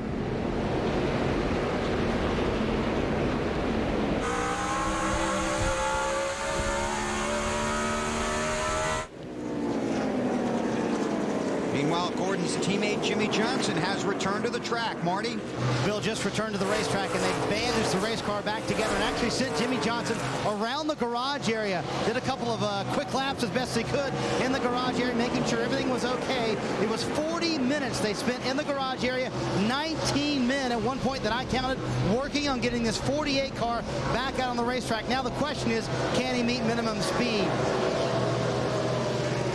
And NASCAR will let him know. Gordon getting the position from Earnhardt. Jimmie Johnson is 32 laps behind Ted Christopher, who is out of the race. That'll be the first opportunity for him to pick up 3 more points. Hey, a guy that is really, another guy that's struggling is Casey Kane. He has fallen back to the 35th position. Marty, it doesn't look like they've helped that push. Well, and what happened, Wally, is they took him a long time to diagnose that right front tire, which was indeed flat. 4.5 pounds was left in that right front tire. It's kind of hard to run around this racetrack with 4.5 pounds in the right front tire. They did find a very small cut. Casey, very upset on the radio, said, guys, we waited too long to pit. I'm quite angry right now, as you would imagine. Matt? Marty, one of those racetracks, New Hampshire, very sensitive. You need to try to stay on top of it. Now the 24 of Gordon, they have lost the handle. The car is loose in, real tight in the center and loose off. Meanwhile, the 25 on your screen, Brian Vickers, slowly reeling in. The leaders, the fastest car on the track the last few laps. Even though he says he's lost overall grip, his car really coming in near the end of this run. Dave? Matt, the 24 car may be not feeling quite as good about their race car, but they passed Dale Earnhardt Jr. And it was after that pass, the second one in a few laps in succession, that Jr. came back and told his team, we need to make this car turn better. Tight in the middle of the corner, Bill. Thanks, Dave. You're watching the computer, aren't you? Yes. Sometimes your car tells you one thing, but the computer tells you another. Yeah. Because, yeah, Jeff Gordon's been the fastest car the last 5 or 6 laps. So I know he thinks he's lost the handle. I can't believe his team has not been telling him, hey, you're the fastest guy on the racetrack right now. Gordon runs in the 4th spot.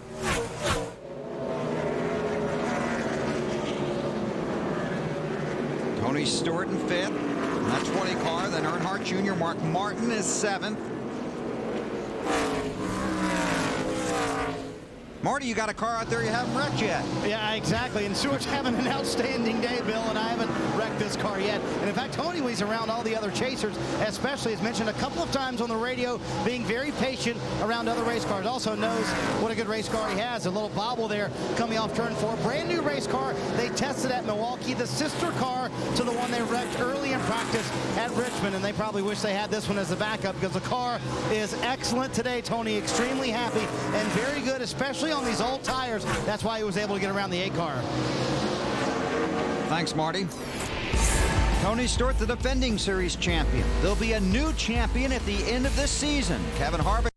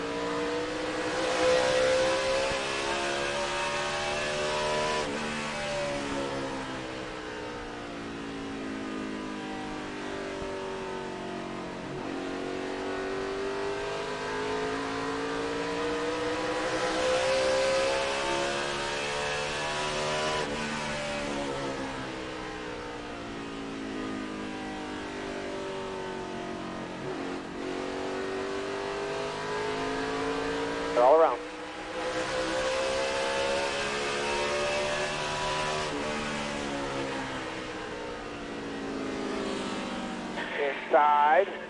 Inside corner, clear low, they're all around.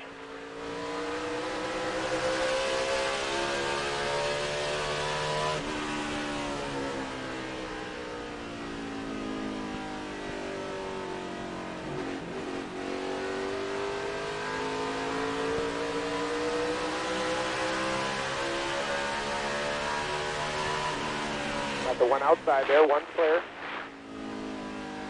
Outside. Outside. Clear, clear.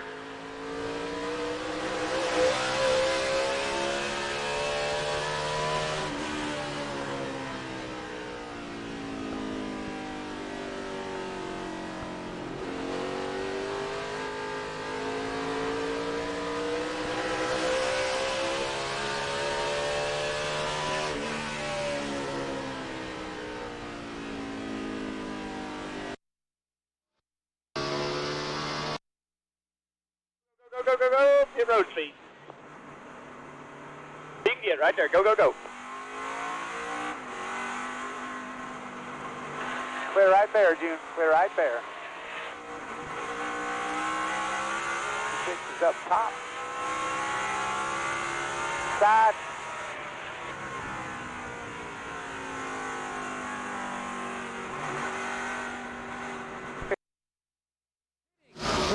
Now Gordon needs help on both ends as far as it loose on entry, loose off, but it's also tight in the center. Brian Vickers says the biggest thing I need is help in the center of the corner. It's just way too tight. Air pressure change for Vickers, trying to score his first ever Nextel Cup Series win. Great stop. He's already away. Marty? Bill, a disastrous pit stop for Casey Mears, running in the top 10 or close to it for most of this run. He came in, he slid too close to the wall. They had to push him back, ran over the air hose. Now they have to start the stop all over again. Casey has been loose for most of this run. Dave? Very, very tight race car for Kurt Busch on this run. They complete their 4-tire stop. They too made one of those chassis adjustments for Kurt, trying to make it turn better in the corners. You just cannot make mistakes on pit road. Just too costly, whether you're in the chase or just trying to win the race. We've seen a few of them so far today. Kevin Harvick is the race leader by about a second over Jeff Burton. Mark Martin is third. Ryan Newman up to fourth. Then it's Denny Hamlin and Matt Kenseth in sixth. Sorensen Stremme, Carl Edwards, and J.J. Yaley. I can't find the spotter. Top 10. Harvick will be coming in this time. He saw him waving out the window, telling his competitors behind him, I'm coming in. And his teammate Jeff Burton right behind him. Matt. And Bill, Jeff Burton's team up on the wall waiting for him to hit pit road. Now he's lost overall grip late in that run. In fact, he said it was kind of hopping around, something it wasn't doing earlier, going to pull a tear off the windshield to help with visibility. Remember, they didn't make any changes on their previous stop. Air pressure changed that stop, baby. Well, Kevin Harvick's team wasn't planning on pitting for 5 more laps. But then when they saw some of these other guys pitting, they didn't want to give up the speed on fresh tires. Todd Berrier, the crew chief, called Kevin in a small chassis adjustment to help his corner exit. Denny Hamlin pits right behind it, Dave. The 99 of Carl Edwards comes in. On this run, he started out loose. The car wanted to spin out, but now the car is tight. So they are planning on making a chassis adjustment as well as air pressure adjustment for Carl. Wedge will go in the right rear of the car. They will change 4 tires for Carl Edwards, still making his way down pit road. Matt? Calling for a chassis adjustment on the 12 of Ryan Newman, the 2-time New Hampshire winner. Dave, he says the car's still tight. On their last stop, they went up. Significant change, 2 rounds on the track bar. Going up again, still cannot work that tightness center condition out of this race car. Matt Kenseth headed for you, Marty. He wanted to stay out and get 5 bonus points. Not sure if he did that or not. He did. Bill. He got them. Very good. That was their goal. For Matt, absolutely no brakes. The problem we talked about in the pre-race show has come to fruition. Matt said it's going absolutely to the floor, guys. We've got to get something done there. We've got to check it if we can on the stop, but under green flag, you really can't do it. Oh, yeah, by the way, his car is also too loose. Down 1.5 rounds on the track bar trying to fix the chassis, but the brakes are the bigger concern on the 17 car. Wow. With 128 to go. And you're going to, talked about Matt has been struggling a little bit in this race. If your car's not working as good, you will use more brakes. You'll use more brakes on the car to try to set the car, not only to slow the car down, but you've got to stay on the brakes more. It actually gives the car grip when you're slowing down through the corner, so you'll ride that pedal a little bit longer. So that's maybe a problem Matt's having. He's using too much brake just because the car's not handling well. And Burton goes by the 20 car of Stewart. These guys will start picking their way back through these lap cars. J.J. Yaley and Robbie Gordon have yet to pit. They run first and second, then Vickers in third, followed by Kevin Harvick and Jeff Gordon. Working through a cycle of green flag pit stops here.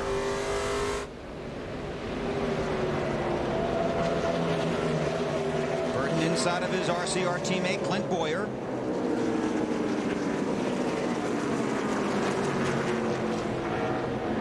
Burton in the 6th position.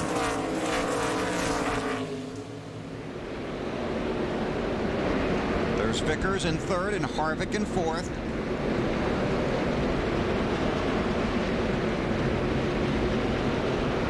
And Harvick's car has just been fantastic to watch. Going to try and get the position here inside of the 25 of Vickers. Harvick's got it, Alan. Yeah, and judging by the comments of the driver, by the way, Bill, it's been pretty fantastic to drive, too. Todd Berrier, as soon as Kevin Harvick came off pit road, told Kevin, the 25 of Vickers is going to be ahead of you. He pitted 5 laps before we did. He had 5 laps on fresher tires. Now Kevin's fresher tires showing up, and that pretty good race car, too, as he gets back by Vickers and moments on. J.J. Yaley, the first of these guys fitting on the late strategy schedule, coming in here on lap 176. 4 tires and a chassis adjustment. His car has been tight, lacking some front grip. Now the only man not to pit, Robbie Gordon. He should be coming soon, Bill.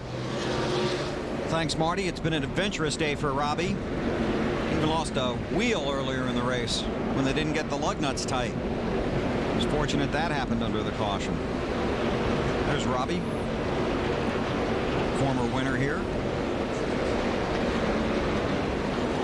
There you see him waving, so he'll be hitting pit lane this lap. Watch your speed, buddy. Watch your speed. Yellow line. Get all you can get from the white line to the bottom. Robbie pitted under the caution at lap 98. So he had a little extra fuel to go a little extra distance. Marty. And he used that little extra fuel to his advantage. Bill gaining 5 bonus points for Robbie. They're going to make a track bar adjustment for Robbie. His car a little bit too loose, so they're going to go down 1 round on the track bar, 4 tires and fuel. Once the air pressures come up for the 7 car, they're actually pretty fast. They can keep up with the leaders. So the longer they go, the faster Robbie gets. So Harvick is the leader, and this is the race for 3rd in the upper left-hand corner, and there it is. Gordon and Burton. Want to point out that Mark Martin also got his 5 bonus points for leading a lap. And repeat that Matt Kenseth did as well. Gordon and Burton side by side for position at New Hampshire. Kevin Harvick is the race leader.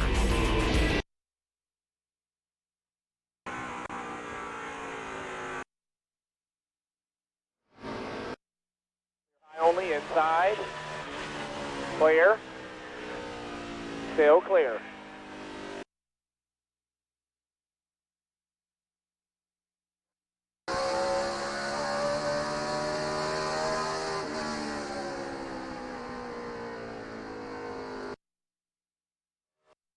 Still there. Still there. Still there. Clear. 20 trying to get onto you. All clear. All clear. Good job, buddy. Good job. Drive away from him.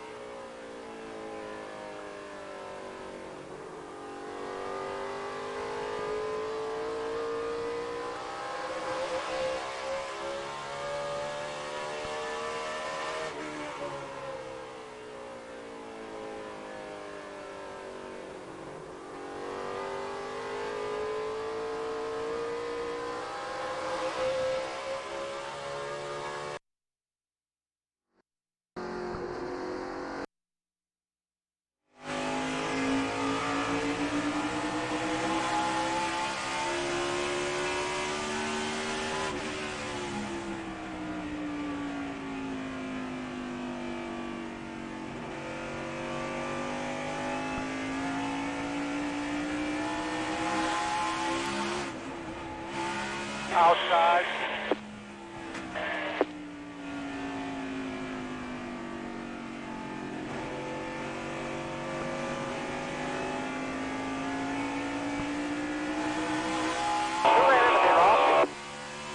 First and second are in your mirror.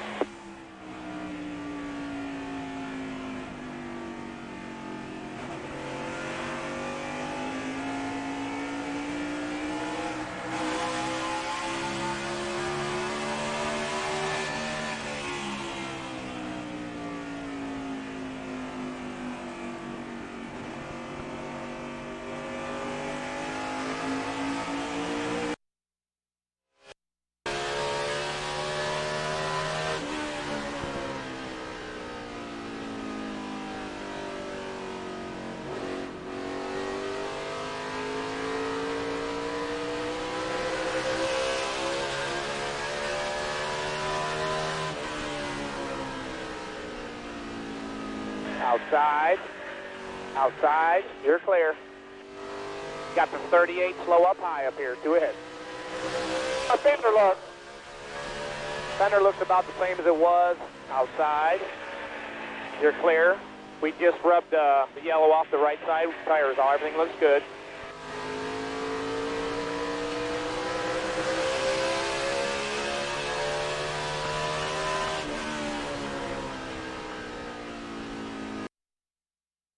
He's the first car 1 lap down right now, so that's why he was running those guys so hard.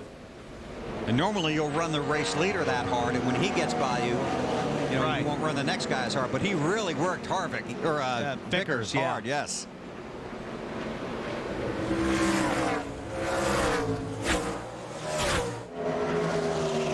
It's Harvick and Casey Kane. Kane in the 21st position. Right now he's the last car on the lead lap. Until the 29 goes around him, then he'll be the first car 1 lap down. And that would put him in position to get the lucky dog. But the way Harvick's going, you're going to have to hope the caution comes out in a hurry, Marty. Yeah, that's exactly right, Bill. They're hoping for a caution. They're saying some cars are losing some things on the racetrack. A little bit of debris as Harvick's going to go by Kane. You know, their strategy, they're trying to cobble something together because of that flat tire earlier. They're going to come in soon and take on 2 tires. Kane so far, though, able to hold Harvick behind him. Obviously, they have a pretty good race car. They can just get the strategy to work out for them. And they do, Marty. Casey Kane's lap times have been very good since they changed that tire. And he is running Harvick hard on this high side right now. Now you see Harvick's going to drift up a little bit the racetrack, and that's normally what you do when you're getting aggravated with somebody. You go into the corner and you'll just let the car slide up into that other guy's door to let him know that you're starting to lose your patience. Jeff Burton was the fastest car on the track on the previous lap, but Brian Vickers has consistently been posting very quick laps in that 25 car. In second place, still trying to rope in Harvick. He's not recovered from his little racing experience with Michael Waltrip. You're right. He lost about 10 or 12 car lengths on the 29 car when that was taking place. Let's check speeds at the line this time and see what happens.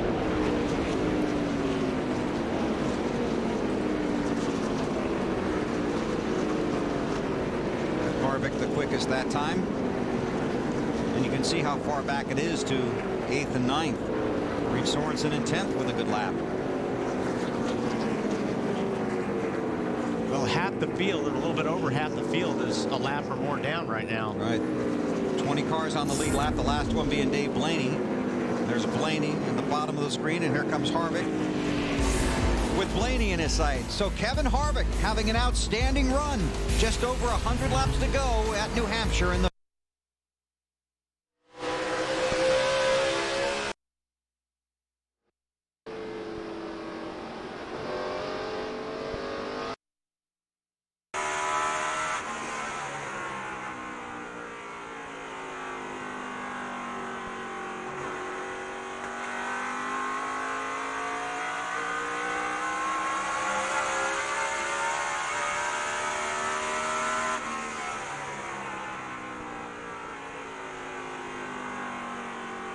Caution is out for debris.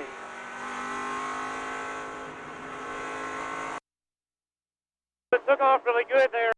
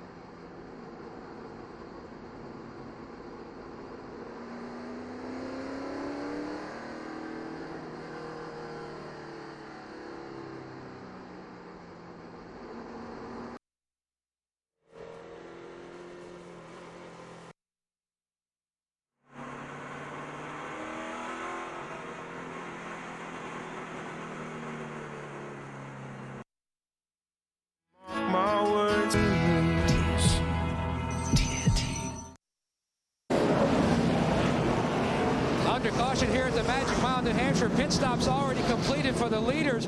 A great stop once again by the 25 crew for Brian Vickers. 13 seconds on his previous stop. He beat the 31 and possibly even the 24 off pit road. Dave? The 8 car of Dale Earnhardt Jr. was chattering the front tires. Basically a tight race car. He needed a wedge and an air pressure adjustment. They took on 4 tires. Carl Edwards, by the way, one of the cars that took on 2 only. Alan? Kevin Harvick's team fixed the fender where he bounced off another car on the racetrack recently. Also got the back end of his car to where it'll slide around just a little more to match the grip of the front end. Richard Childress, team owner, came on the radio just after Harvick left the pits, asked crew chief Todd Berrier, can we make it to the finish on fuel from here? Todd said no, about 15 laps short. And that was a 90-lap green flag run. The caution is for debris. It was in turn 3. It's already been picked up by the track workers. Casey Kane in the 9 car is the lucky dog. Kevin Harvick wins the race off of pit road. He's the race leader under caution at New Hampshire. Bruce on digital cable.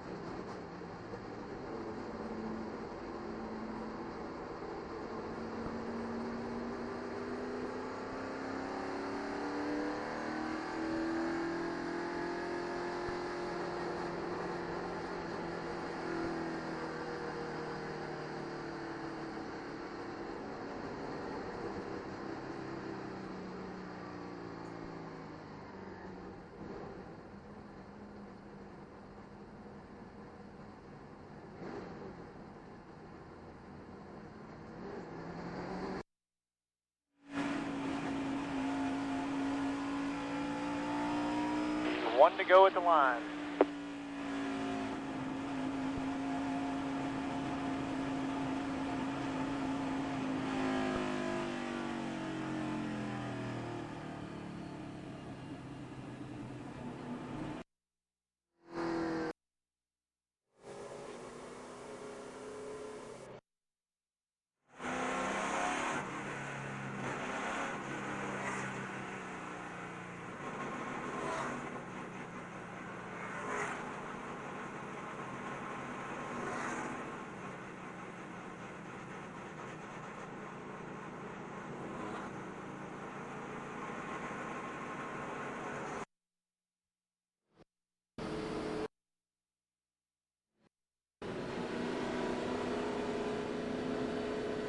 All right, deep breath. Let's click off some laps here. Take it to the end.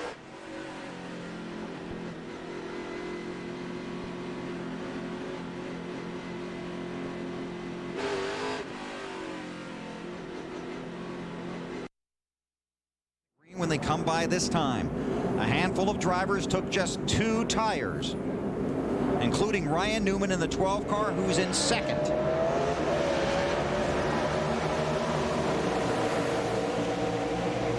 .102 laps to go.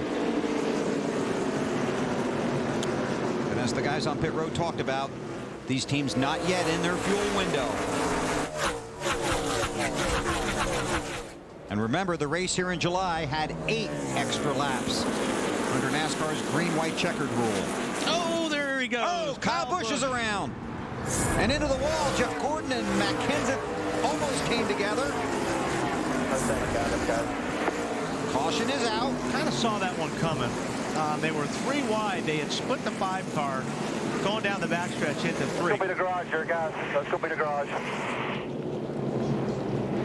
Kyle Busch was just all over the track on that restart. Although that really wasn't his fault. The 07 of Clint Boyer got loose and slid up the racetrack and nailed him.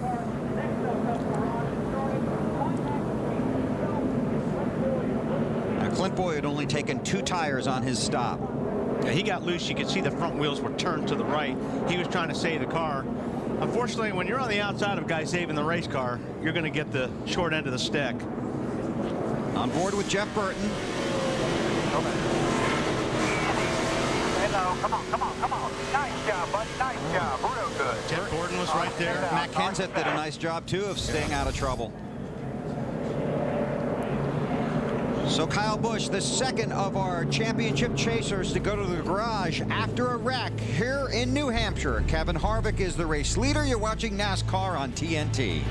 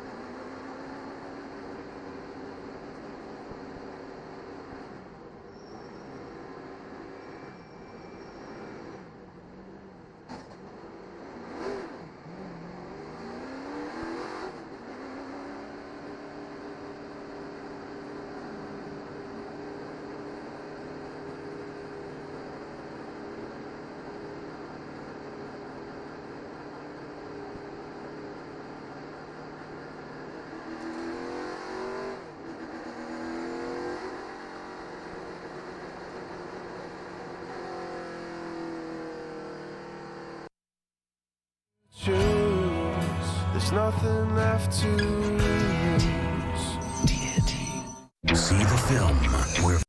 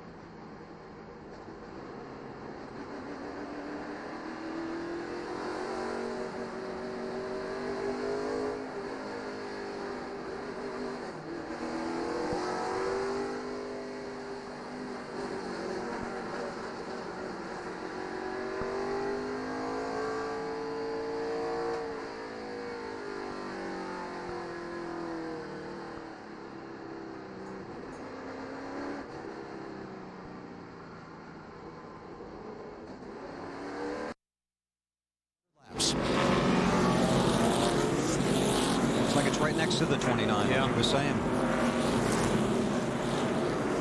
Well, that'll make it a little more difficult. Yeah, a little bit. Harvick is the race leader. 202 laps are complete. Carl Edwards, Casey Mears, Matt Kenseth, Ryan Newman, Clint Bowyer all took just 2 tires when they were on pit road under the previous caution. No lucky dog under this caution. It would have been the 5 car of Kyle Busch. He's gone to the garage after hitting the wall.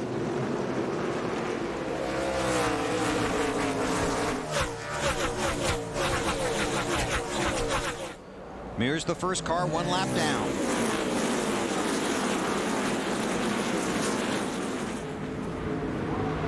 Earlier in the race, it looked like the 2-tire deal worked okay. Yeah. And I think it does for a while. If you can change the 2 tires and the yellows come out at the right time where you're not on those 2 tires for too long, then it does work.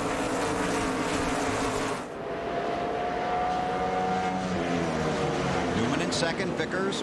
There's Mears, the first car a lap down, then the 24 of Gordon back and forth.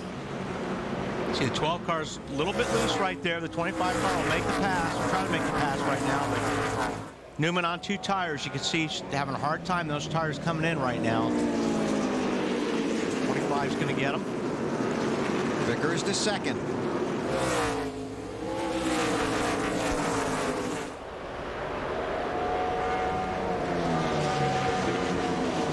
Now Jeff Gordon sets out after Ryan Newman. See Matt Kenseth in the 17. Matson 5th. Jeff Burton is 6th. Tony Stewart, Earnhardt Jr., Carl Edwards, Mark Martin. The top 10. To Marty. Bill, this has not been the debut in the playoffs Hendrick Motorsports was looking for. The 5 car of Kyle Busch back in the garage area. Significant right front damage, as you can probably see. Right rear damage as well. They do have water pressure, so engine-wise, they should be fine. Some of these guys just finished fixing the 48 car not 20 minutes ago. Now they're back here trying to help out, trying to get this car back out on the racetrack for Kyle and keep him in contention to win this championship. Did ask Kyle if he would like to talk. He said he would rather not talk right now. It's been a tough day for the Kellogg's team. Sure has. Oh, another car backwards. Bobby Labonte. And the caution is out. Number 8. Now would this give them enough? If they came in topped off, they could probably go to the finish now. That car is not going to turn too well. And no need for that, man. That was wrong.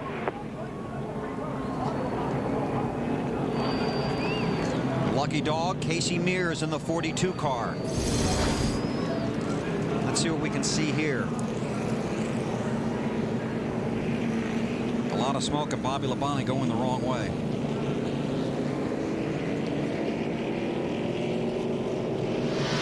Greg Biffle. Well, he had to slow up there for Yaley on the 18 car, but I don't know if it looks like he may have gotten tagged when he slowed up. Because that car did turn around awfully quick. So Bobby Labonte has come to a stop right at the exit of pit road. So the pits will remain closed, and this will put drivers even closer to their fuel window. So it's going to be one of those situations. What are you going to do? The leaders can either come in or stay out, but whatever the leaders do, some of these guys in the back of the field are going to do just the opposite.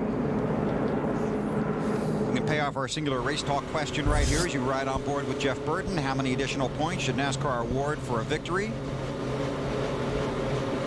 25 bonus points. I think there'll be a change in that next year. Yeah, I do too. There needs to be. Yeah, I think NASCAR is going to emphasize winning, and it's something, like you said, needs to be done. Alan, what are you finding out down there? Oh, I'm just listening to Todd Berrier, Kevin Harvick's crew chief, talk with Kevin about what to do under this caution. They first discussed that they are within their fuel window to make it to the finish from here. And so then they discussed whether or not they should pit. Basically, Todd said, yes, we're going to have to, but as you guys were discussing, there are going to be some other people that won't. We're going to end up getting shuffled back in traffic. That's not necessarily ideal, but we're pretty much going to have to. So we'll see how this plays out, but you know that Harvick and Berrier and company would much rather have that track position up front without being in all the craziness that can happen on some of these late restarts. Yeah. Well, we've seen that cost a couple of guys, Johnson and Kyle Busch. Yeah, and by the way, they have prepared a patch they're going to try and put over that hole in the right front headlight area of this 29 car. Thank you, sir. It's not really a big hole, but they have identified that there is one there. It does have a tendency to make the cars push because you're actually losing downforce because that pressure is escaping through the front of the car. So it actually creates lift. That air is going through, and it's packing up in front of the engine and everything, and it actually lifts the front of the car. So it'll make the car a little bit tight, but it's not big enough to be a really big problem, but they do want to get it fixed. Plus, Harvick knows it's there. Yeah. So he's going to want it fixed. Exactly. That's in the back of your mind now, and the car is going to be tight no matter what. They continue to try and get Bobby Labonte's car away from the exit of pit road. They've got it on the back of the record. This time open. And they're towing it away. Pit road will be open this time. Let's see what happens. I think it'll be busy. They're coming, Marty. Yeah, guys, and this is the advantage of taking 4 last time. Most of the teams who took 4 will take fuel only. If you took 2 last time, like Matt Kenseth, you may take on left side tires, but it's going to be fuel only for the 17. A last-second call by Robbie Reiser. Matt. And a 24 team already fuel in. Same thing for the 31 and Jeff Burton. The 25 Vickers likes the way his car is at the moment, Dave. No tires as well. Dale Earnhardt Jr. wanted 4 tires, wanted to work on the race car, but they knew that everyone would be doing fuel only or 2-tire stops, so they took on 2 tires only at this point. Alan? Top off the fuel tank, catch the headlight on the right front, send Kevin Harvick on his way, and he should still have the lead. That's this end of pit road. About everybody just gas and go. Well, I'll tell you, it was a mess getting off of pit road down there. There you see the Band-Aid they put on the front of the 29 car. We'll sort out the running order, go back to green. 89 to go at New Hampshire. Hi, Kevin Nealon here. Ever wonder where to find the funniest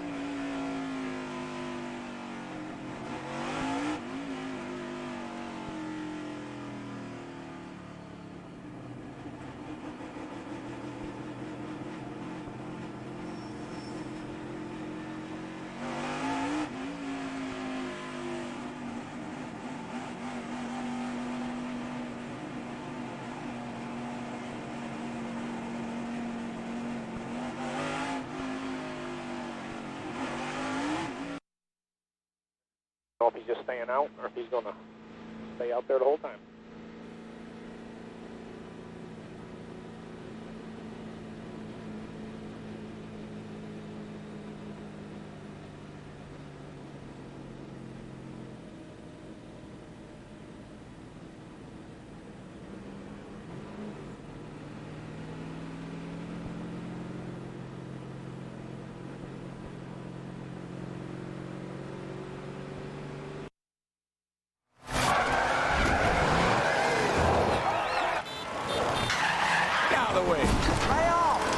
If there's a way to up the excitement, we'll find it. Awesome. NASCAR fans, thanks for having us. Life.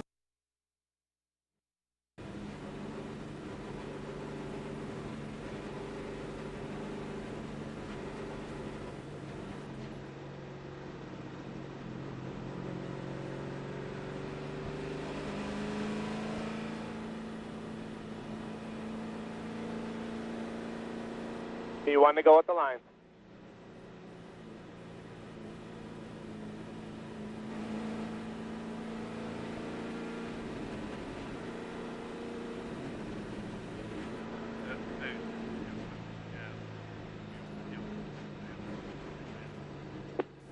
And 4.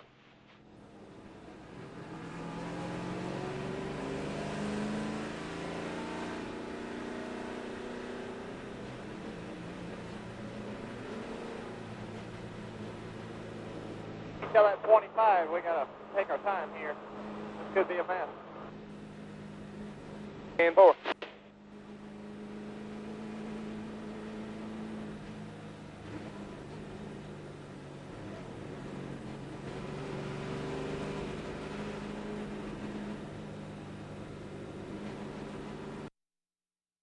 Center. The field should get the green this time, although there's some discussion at the front of the field as to where we belong.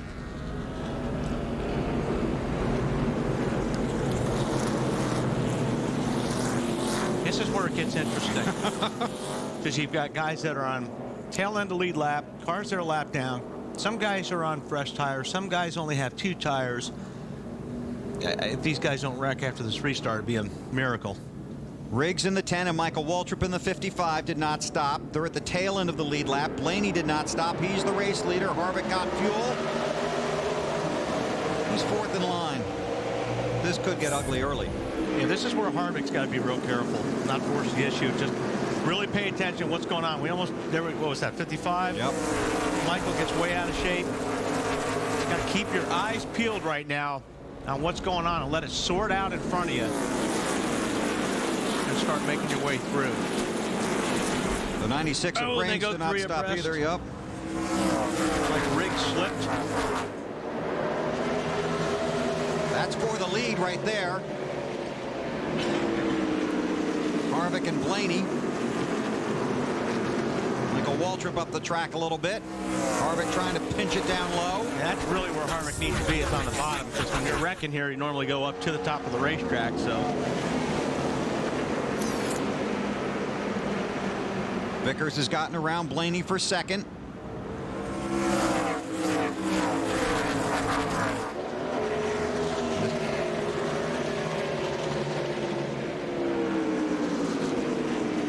There's Harvick trying again to put Michael Waltrip a lap down.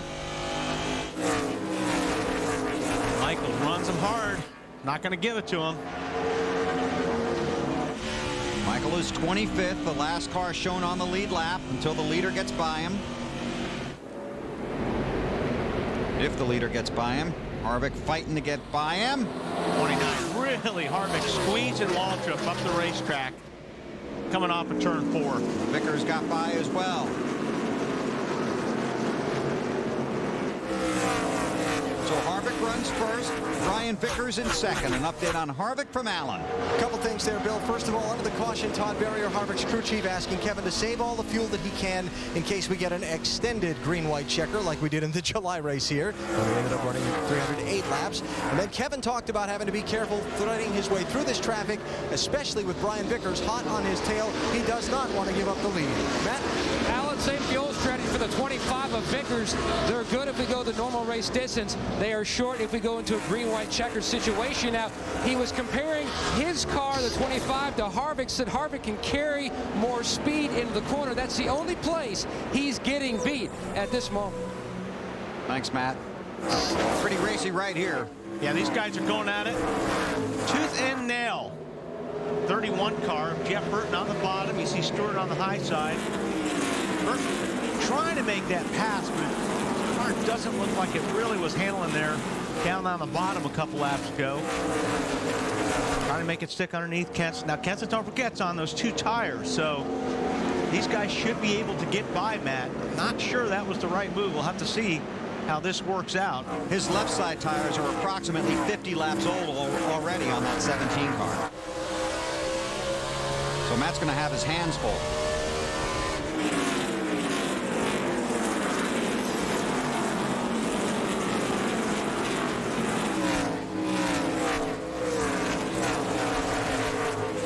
Earnhardt Jr. back in that mess behind Mark Martin. And Jr.'s sitting in 10th spot right now. Mark's in 9th, and Denny Hamlin is just behind him. And you see the 17 of Matt Kenseth already really sliding up the racetrack when he goes into the corner. See what he goes down into the corner here. Car goes way up to the middle, almost real high in the groove. Now these guys that are running the bottom are taking the short way around. But Matt's got that brake problem too. Remember, they said his brake pedal was going to the floor. So Matt has more problems than just his tires. He's got that brake issue. There he is, drifting high again, and we've already seen 2 of the chasers in trouble today, the 48 and the 5. Marty, what are you working on? Well, Matt's got his hands full, Bill. As you mentioned, now if my math serves me correct, those left side tires will have to run 128 laps if they are going to finish this race on this set of tires. They can go all the way on fuel. Now, the brake issue has not gotten better all day long for Robbie Reiser and for Matt Kenseth. He said the pedal is very soft out there right now, and I worked out a deal with Robbie this morning. He said if the brakes aren't working, don't ask me about them. They're not working, okay? But we got to get them fixed for Martinsville and Phoenix. They knew they had an issue going into today. As far as Tony Stewart, they have worked all day long on making this car better. Tony came on the radio under the last caution, said, guys, from the middle of the corner off, it's the best it's been all day. And Wally, if you want to be good in one spot here in New Hampshire, I would say it's middle of the corner off, wouldn't you? Yep, definitely got to get through the middle. If you can get through the middle and just hammer the gas pedal, you're going to drive off these corners really straight. And that's exactly what Tony's doing right now. Started at 39th today, and he sits in the 5th spot. So those guys have done a really good job to rally back. And he looked miserable on his qualifying lap, didn't he? There's Kevin Harvick. He's out front. Brian Vickers about a 2.5 behind him. Dave Blaney is 3rd. Then it's Jeff Gordon and Tony Stewart, the top 5 at New Hampshire.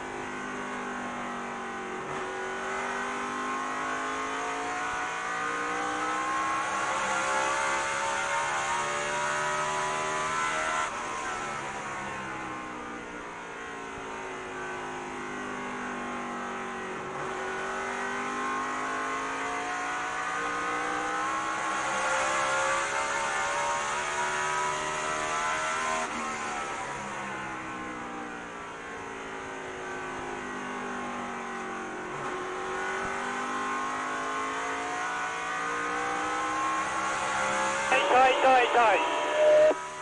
Cool.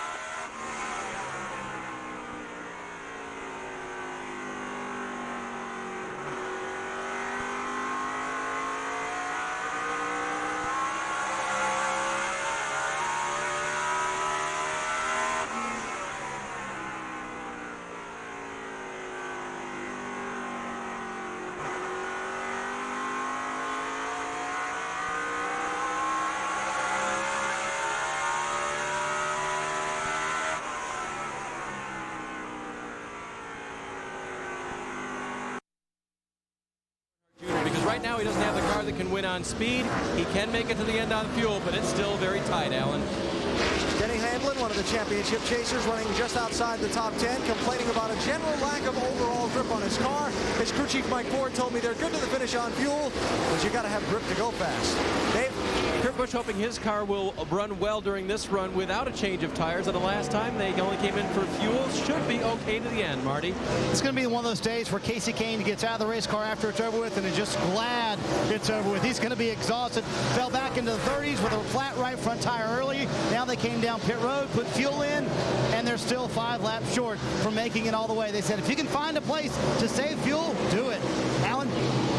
Pretty nice drive for Reed Sorensen in the 41, but for the last 100 laps or so, he's been complaining about the engine in his car, saying it sounds sick, it hasn't quit, and he's just outside the top 10, Matt. Alan, it's been a struggle for Greg Biffle, currently running in the 15th position. Now, he finished third with this same race car back in July, tried the same setup. They have just missed it slightly most of this weekend, and they are close as well on fuel. Thanks, Matt. That's the top 15 through the field. There are 21 cars on the lead lap. Kyle Busch has returned to the track in the 5 car. He's 24 laps down in 38th. Jimmie Johnson, 66 laps down, runs in the 40th position.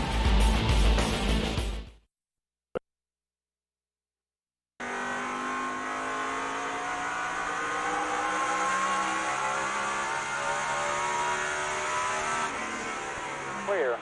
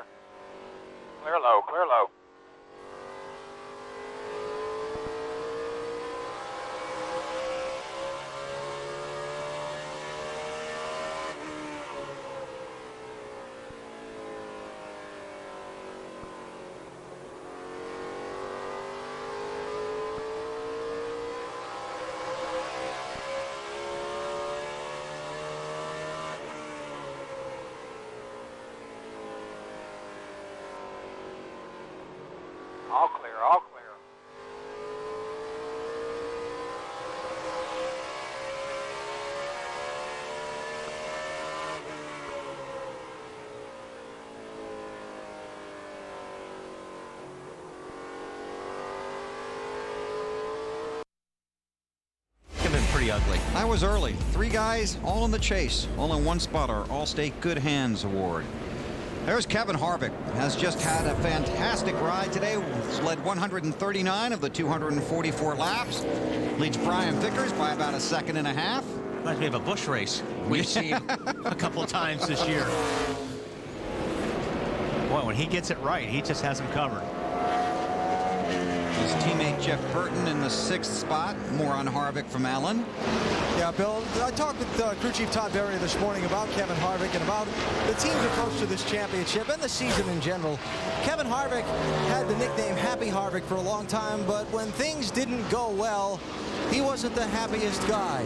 But Kevin came into this year saying he learned a lot about life and about racing and about his place in the business. And Kevin Harvick has been a much easier going, much more not riding the roller coaster guy this year. Todd Berrier told me this morning Kevin doesn't dwell on the bad anymore like he used to. It's better for the team, it's better for him, and we'll keep that up all the way through this chase, hopefully to a championship. Thanks, Alan. So Dale Earnhardt Jr. has been trying to work around Ryan Newman. And Casey Kane has caught him. And that's a great comeback. And I know they're short on fuel, but still, those guys were awful. Casey Kane right now sits in the 10th spot, working on 9th spot right now, Marty. And Wally Casey's in a weird place right now because he knows they're 5 laps short on fuel. They keep asking him to save as much as they can on fuel, but, you know, he's also got a fast race car. So do you go here, Wally, or do you try and save fuel? Do you try and make it to the end, hoping for a caution, or what do you do think here? Wally's going to say? Well, he's going to say go, but I mean, he's also got to keep in mind he's only got 10 races to try and win this championship too. Well, it's going to be real tough to save 5 laps worth of fuel. But, yeah, you just got to go for it. So at least you're going really fast. Yeah, at least you're going fast and you're having fun doing it. It's no fun when you've got to try to save fuel. Boy, the 8 is just shoving the 12 right now. I think Junior's probably, I mean, this is 4th position. So Newman's racing hard right now, but Junior just can't find the spot to get around. Now he's going to work on the high side, and is that going to work? No, that's not going to work either. He's trying everything he can, though. Dave? And he radioed to the crew, help me out. What that means is my spotter go talk to the 12 spotter. But again, Newman racing for position. Wally does not have to move out of the way. Junior's going to get him finally on the inside. And this is good news because Junior wasn't sure his car would be corrected by simply adding 2 right side tires. And it appears to be moving forward. He restarted 11th. And this, I think, is the fight for 8th. Yes, it is. And he finally got him. Kevin Harvick up front, a second and a half ahead of Brian Vickers. That's a good battle back there for 8th. It's Newman, Earnhardt, Kane.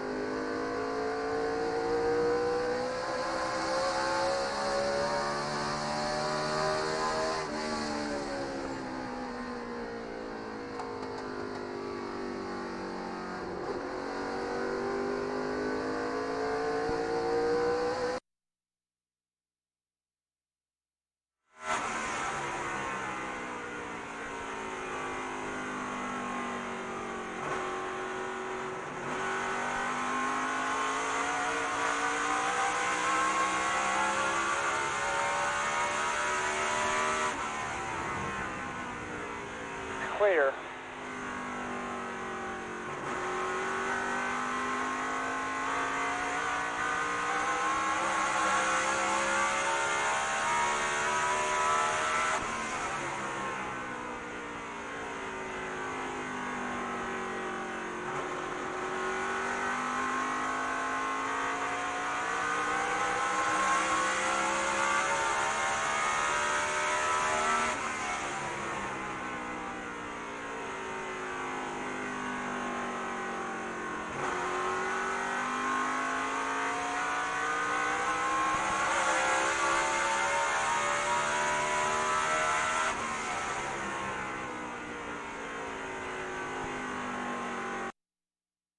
Our next Cup championship, and Mark Martin trying to work his way around that determined Ryan Newman.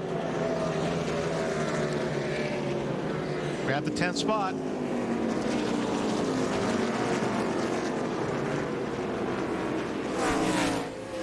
You talk about Harvick and Burton, who runs 6th, and it's just a tremendous salute to the way Richard Childress has turned around that entire operation there.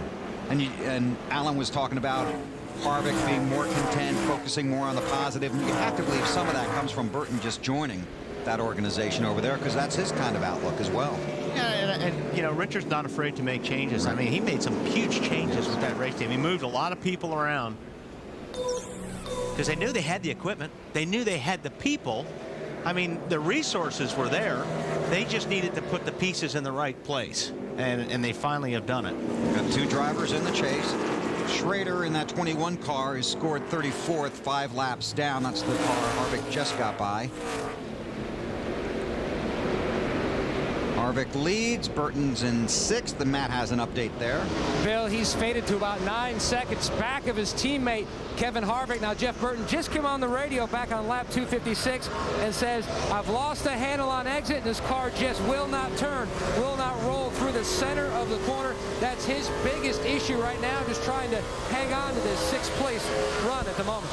And that's been the story of this team for the last 5 or 6 races. They go out and they'll lead laps and they'll dominate, and then when it gets to the closing stages of the race, the car gets to a push, and that's what they fight.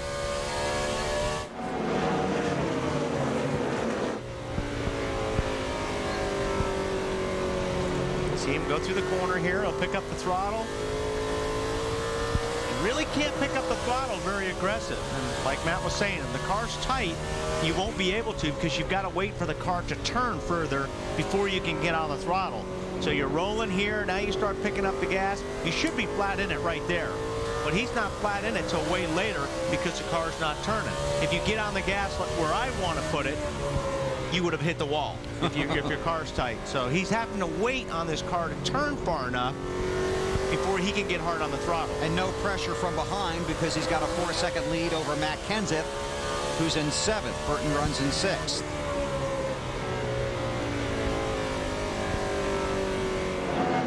Vickers is coming.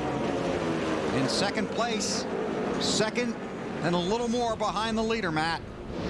Bill, he's been hovering right around the same lap times as leader Kevin Harvick. The last lap, he was 0.2 of a second faster, but he's still almost a 1.5 seconds back. His biggest concern, though, is his teammate Jeff Gordon, who has gone about the last 15 laps. He has reeled him in over a second. So Vickers trying to reel in the 29, but will probably have his hands full with his teammate, the 24 Gordon, as well.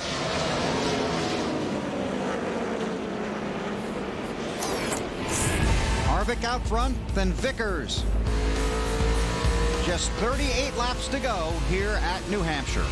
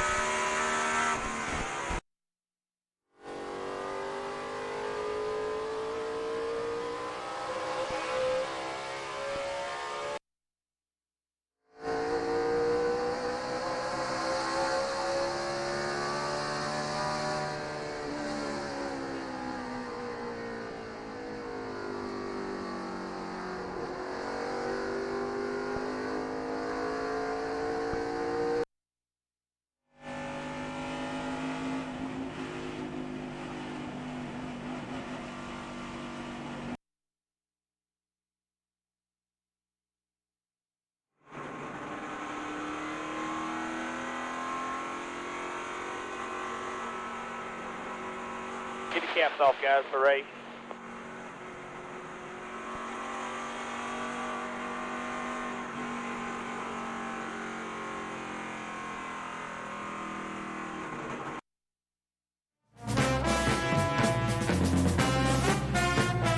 The king is dishing out his double whopper. Triples too, all season long.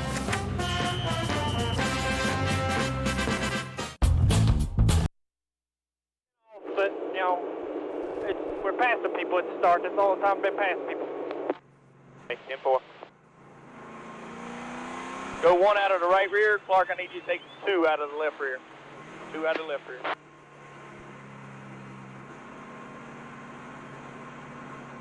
Doing 4 tires here, guys. It's going to push in the middle. It's going to boat in the middle.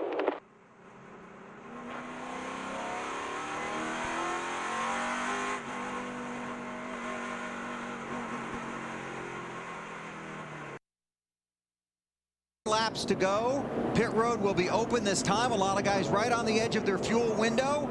And most of the leaders appear to be staying out. Tony Stewart headed for pit road, along with Dave Blaney. Matt Kenseth is in. I figured they would have to come in. Earnhardt, Casey Kane, Marty. Well, it's a big debate on the 17 radio as to whether or not to come down pit road. Remember, these left side tires have been on here since lap 172. They opt for the 4 tires and the fuel to make it all the way. Alan? Denny Hamlin going to give up his position just outside the top 10. They're going to take right side tires and a splash of fuel in this 11 car. The fuel was not the issue, but they're looking to see if the tires might help them run up through this top 10, Dave. On lap 250, Dale Earnhardt Jr. called his car a really bad name, so they're going to change 4 tires, make a really big adjustment, and try to finally get this 8 car in contention for the win. What was that name, Dave? Cannot be repeated. Under caution.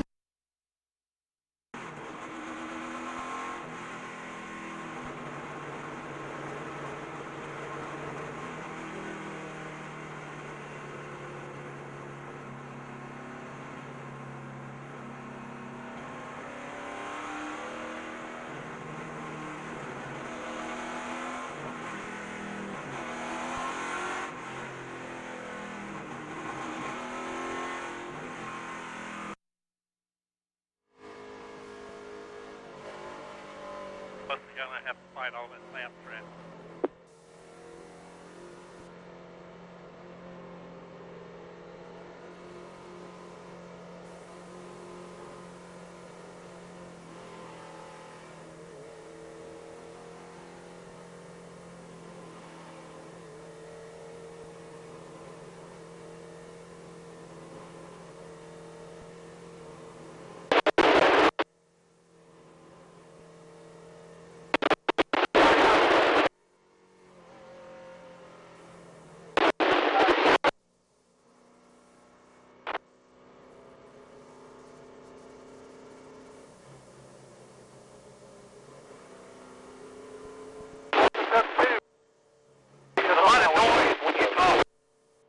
One to go this time, Jeff. 1 to go. Is there a lot of noise? Down 2.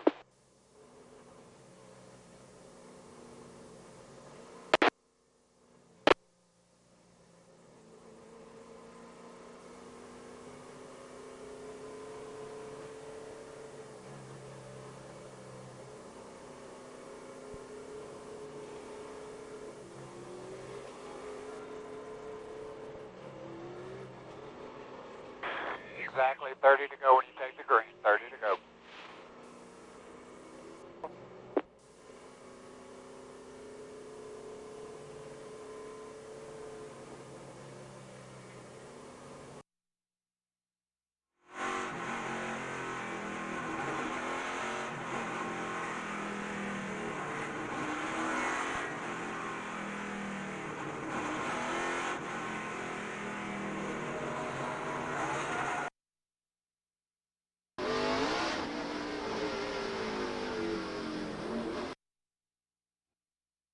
I wish I could. Without a Trace. Don't miss television's most captivating series every weeknight. See it tomorrow at 7. The Missing will be found only on TNT. TNT. Field is coming. coming to get the green. There will be 30 laps to go when the green comes out. The top 4 drivers, Harvick, Vickers, Gordon, Burton, did not pit.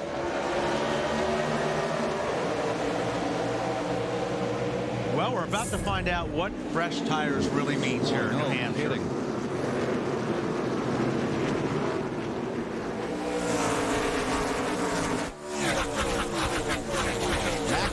Restarted 10th. He took 4 tires. Black flag the 96 of Tony Raines for jumping the restart. He will come to pit road. 3 wide back there.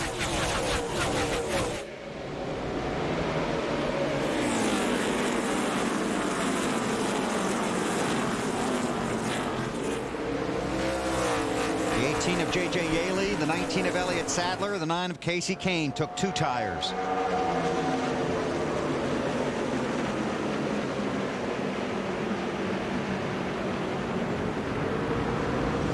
Scott Riggs brought out the last caution.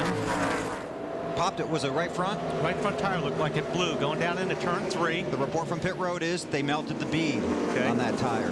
And that's from your brakes? That's from your brakes, yeah. Get too much temperature on the front brakes.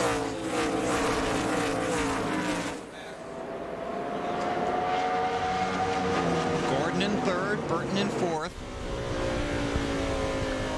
On board with Jeff Burton. Denny Hamlin right behind him. You've got chasers running in 4 of the top 5 positions, with Vickers in 2nd in that 25 car. Update from Matt.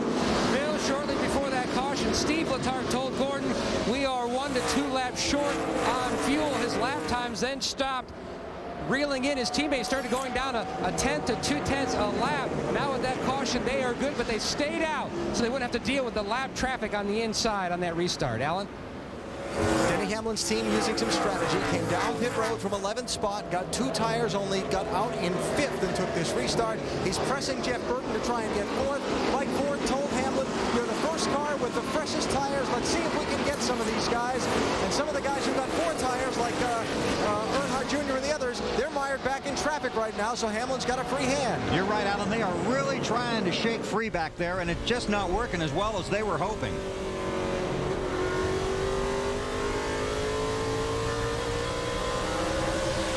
And we're going to find out really how much fuel these guys have, if they truly do have enough. Harvick, Vickers, Gordon, Burton, Denny Hamlin, the top 5. Want to show you what happened to Scott Riggs' car. He brought out the most recent caution.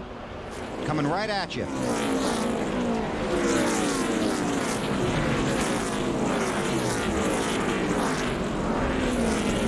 And again, the report from pit road, they melted a bead on that tire.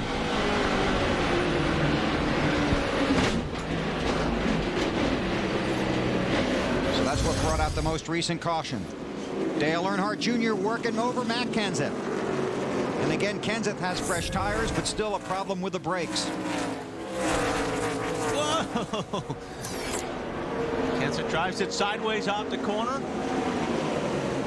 And this is, you know, for 10th spot, but it's a position. These guys are both in the chase, so they're racing each other really, really hard.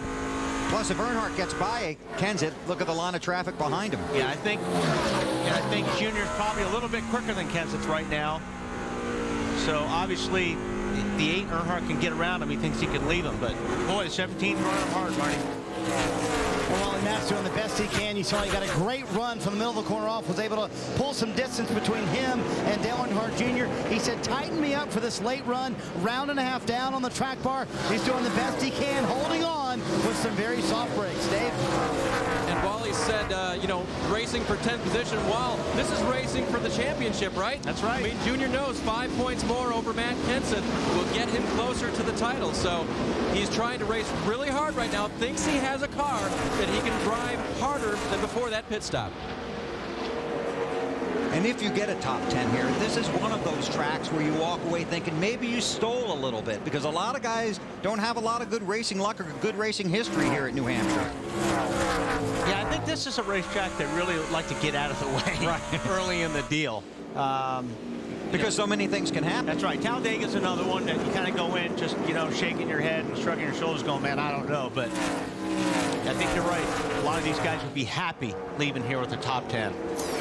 Mark Martin, who you said on the countdown to green was already looking ahead to Dover, is back in 14th. Would love to get himself a top 10. He's back there, he's right there with Casey Kane in the 9.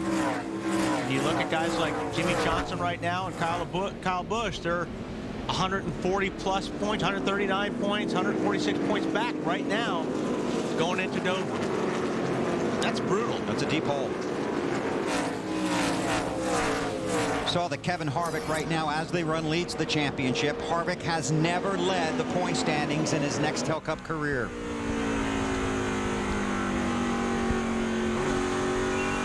Earnhardt looking at Ryan Newman. There's Mark and Casey Kane, two of the guys in the chase. This is for 13th. Marty? Well, Bill, this is a case of 4 tires versus 2. Mark Martin has the 4. Casey Kane, unfortunately, has the 2 from the last stop. Very disgusted with the way his car is handling. Casey is at the end of this race, and it just will not turn. And Mark, with those 4 tires to the car, you know what? Pretty good, but it takes a while for it to come in, and they're running out of time. Only 18 to go. Yeah, you can see Casey Kane just sliding up the racetrack. He's lost grip in that car. So he's got 18 laps to go. And he's just going to try to hope that he doesn't lose too many more spots. But there's Robbie Gordon in the 7th. And Greg Biffle right there trying to gobble him up, too. So he's driving his heart out. He just wants to do the least amount of damage as possible. Here we go. Teammates for 2nd.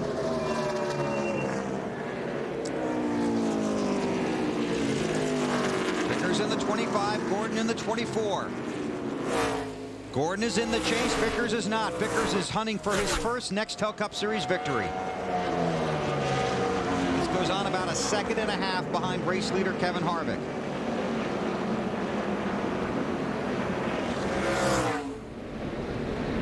And Gordon wasn't very happy with Vickers earlier in the race.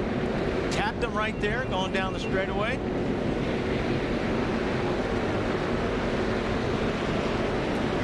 They just told Brian Vickers, let him go. He's much faster than we are at the moment. They've got a great run going on for the 25 team, as well as the 24. Looking at the bigger picture, his 5th championship. Remember, these two were battling earlier. Gordon was a little upset with his teammate in the 25. Well, he's not letting him go. He's not letting him go. See, this is when Vickers is thinking back. I remember what he was doing to me earlier in the race. Dad, he didn't just let me by. Made him work for it. That'll probably come up in a meeting on Monday.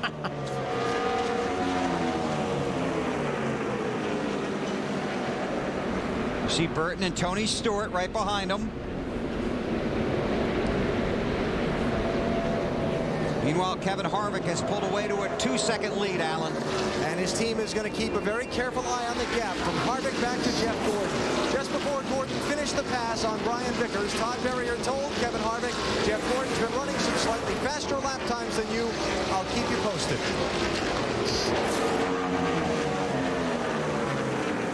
Stewart to 4th. There's the battle for 2nd. Gordon in the 24, Vickers right behind him now.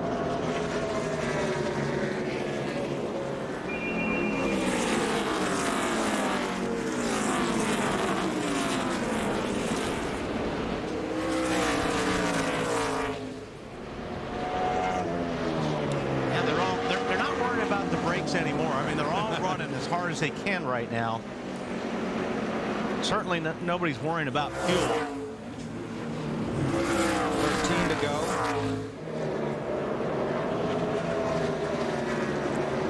Junior working on Kenseth.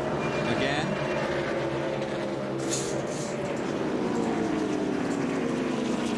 Junior's been pretty fast. I've been watching his lap times, and his lap times have been very good. A couple laps ago, he was the fastest car running, but he's been having to pass a lot of cars and race with guys.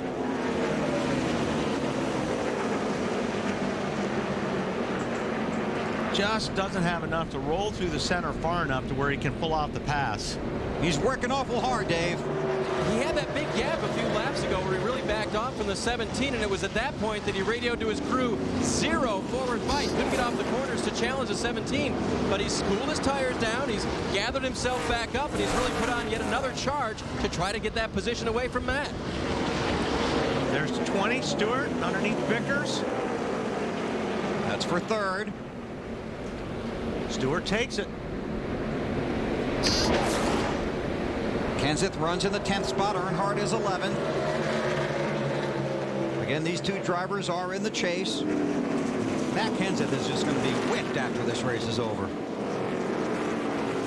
About him, Marty. And Bill, remember, he's doing all of this for the brake issue that just has not worked all day long. A very soft pedal. So what Matt's doing, he's letting off 3 or 4 car lengths earlier than everybody else, at least he was earlier in the race. But that allows him to get back to the gas, not use as much brake in the middle of the corners. And plus, the car is handled fairly well in the second half of this race. And when your car handles better, you use less brake, and that's really helped out the 17 as well.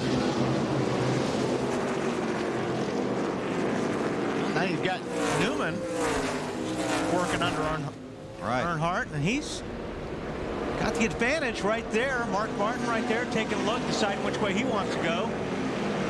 Earnhardt's car just wouldn't work in that low groove. Just couldn't get it done down there. He just can't get through the center, and Mark Martin gets underneath both of them. That? Mark Martin with the move. Caution is out. Kyle Petty has lost an engine, it appears.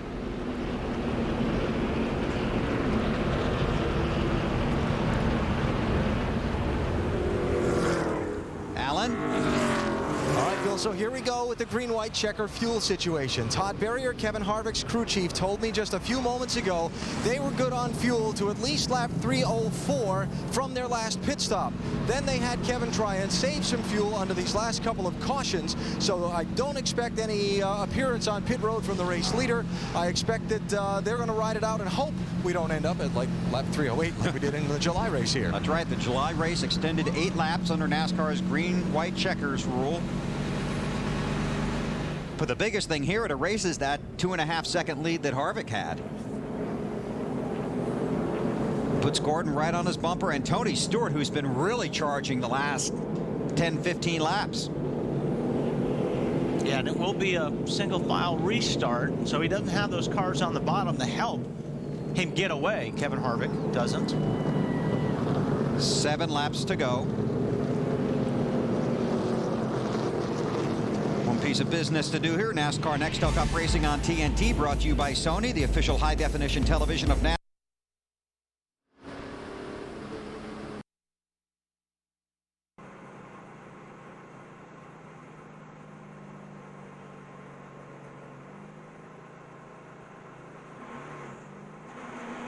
Then the 12. 8, then the 12.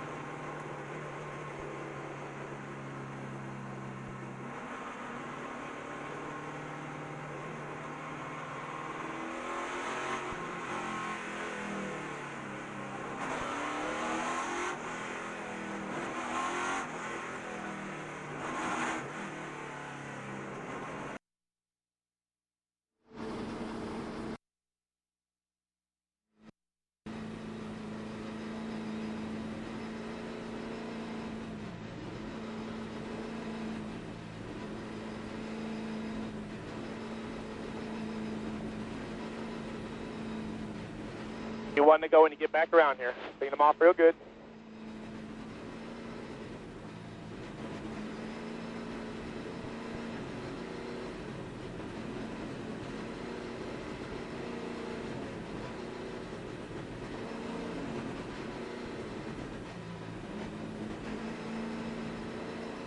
Be 4 to go when you take the green.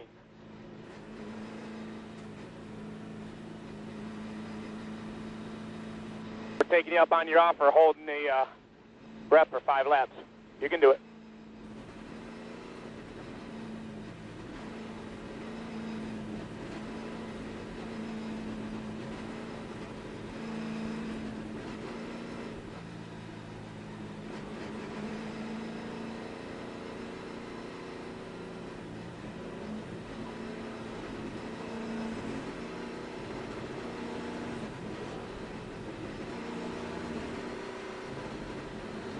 Get a good, clean restart here. 24 is going to have his hands full of that 20.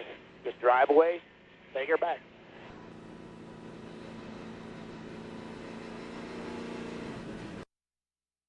It's really getting through the gears and getting into one and through two clean. And hoping nobody misses a shift. Right. I think that Tony Stewart's going to be a lot of fun to watch in these final 10 races. Yeah, because he doesn't have anything to lose on this deal. Right. And that's one thing that, you know, Jeff Gordon's thinking about, and 29, Harvick's thinking about a championship. Well, Tony Stewart's not. He's just thinking about winning and ruining these guys' party. Harvick, the race leader. The field coming to get the green. 4 laps to go.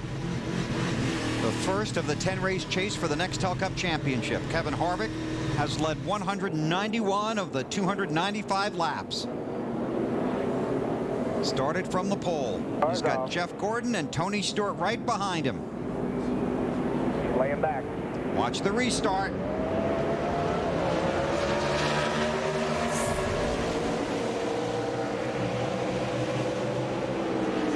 Stewart to the outside of the 24.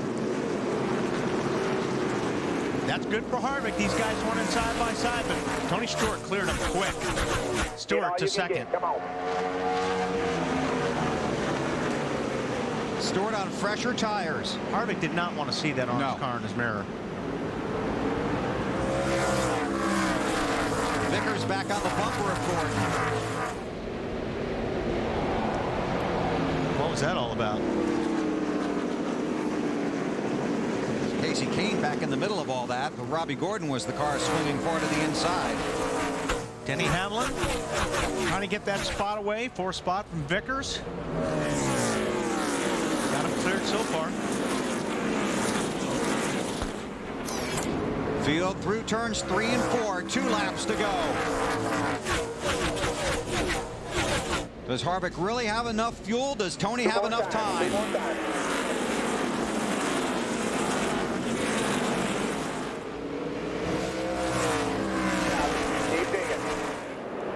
Stewart driving for all he's worth. Not a championship contender this season, trying to get the victory. Harvick has never led the point standings in his Nextel Cup career. Coming to get the white flag this time. Final lap at New Hampshire.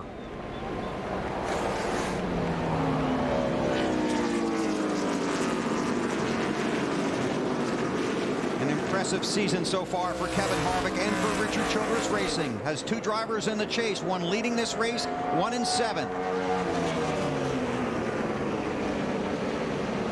It's going to be a disappointing day for Kyle Busch and Jimmie Johnson, but not for Kevin Harvick. He comes off of turn 4. No one will catch him. The chase begins at New Hampshire, and Kevin Harvick wins. Awesome job.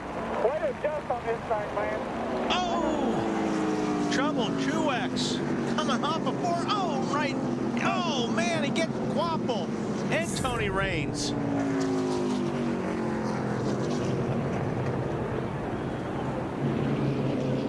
Car is tore up. Boy. The net down on the 32. There's Travis. Quapple took a hit, too. Unofficially, Newman got back around Dale Earnhardt for 12th. That would move Earnhardt back to 13th. Casey Kane 16th.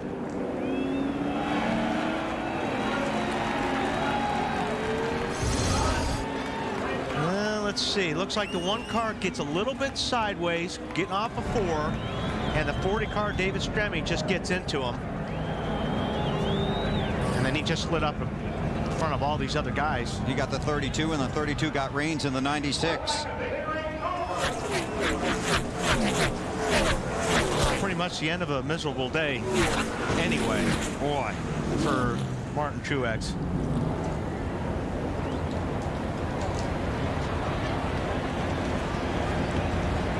Boy, Travis is lucky. Yeah.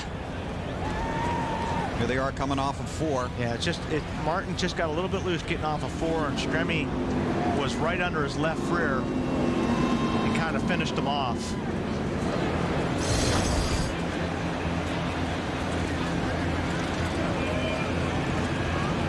Chevy congratulates Kevin Harvick and the 29 Monte Carlo SS on another great Team Chevy victory. 25 of the last 34 NASCAR manufacturers championships and counting. Chevy, an American revolution. Dave? With Todd Berrier now, the winning crew chief. Last week I said maybe after that win you guys were the guys to fear, and you didn't necessarily give me an answer. What about now? We got Dover next week, and a lot more after that. So now, there's a lot of racing left. I mean, obviously we started out right, but we got to keep it up. Momentum's a lot of it. Attitude's 80% of the battle, so we ain't got but 20% to fight. So obviously we're better than we could be. Your short and intermediate track program has been very good this year, a couple of wins, and you have a couple more of those tracks coming up, Todd. Well, the plan is to win all we can win. We got to go at it as hard as we can. So we're just real fortunate. Just thank the Lord for having a safe race and a good race car, and they're letting us live this life we're living right now. 29 in victory lane. Crew chief Todd Berrier made the calls today. Matt? This one had all the drama. Jeff Gordon close on fuel, and then a late restart. What happened to the car in the restart there, Jeff? No, we were bad on restarts all day. Our car was just set up for the long run. We showed that early on, and we lost the handling on it a little bit there towards the middle of the race, but that last set of tires was the best one we had all day. And Tony had 4 tires or 2, whatever he took, and we. I'm happy, man. I'm happy. This is a great way to start the chase. We led some today, and we let Harvick get one, but he's been strong all weekend, and we'll have our weekends where we're that strong, and we'll take a 3rd place when we can get it. But we did the best we can, made on fuel.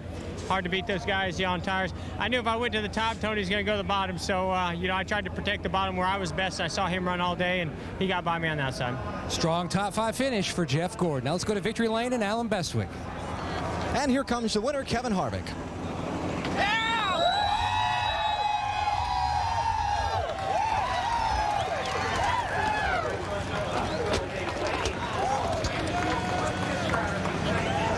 I think the happy nickname fits right about now. Kevin, congratulations. Led 196 of 300 laps. I want to take you backwards through the race just a little bit. When the caution came out late and erased your 2-second lead, and then you saw the 20 car come up behind you.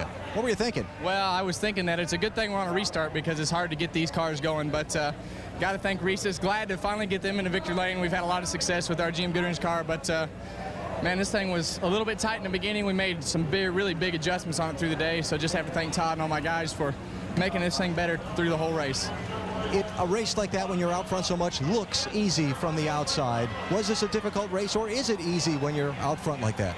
Well, it's good for your car. You can save your brakes and save your tires and save a lot of things. So I tried to tear it up a couple times today, just probably being a little bit too aggressive. But all in all, I was really worried about the 24 if he got around in 25. So restarts didn't hurt us at all, and we were able to keep going forward. What does championship momentum mean for you? You've certainly got it. Yeah. I mean, we just have to keep doing what we're doing at this point. If we keep winning races and doing what we need to do there, we're not going to get outscored in points. So we know we're going to have some bumps in the road, and we just have to score all we can when our cars are really good.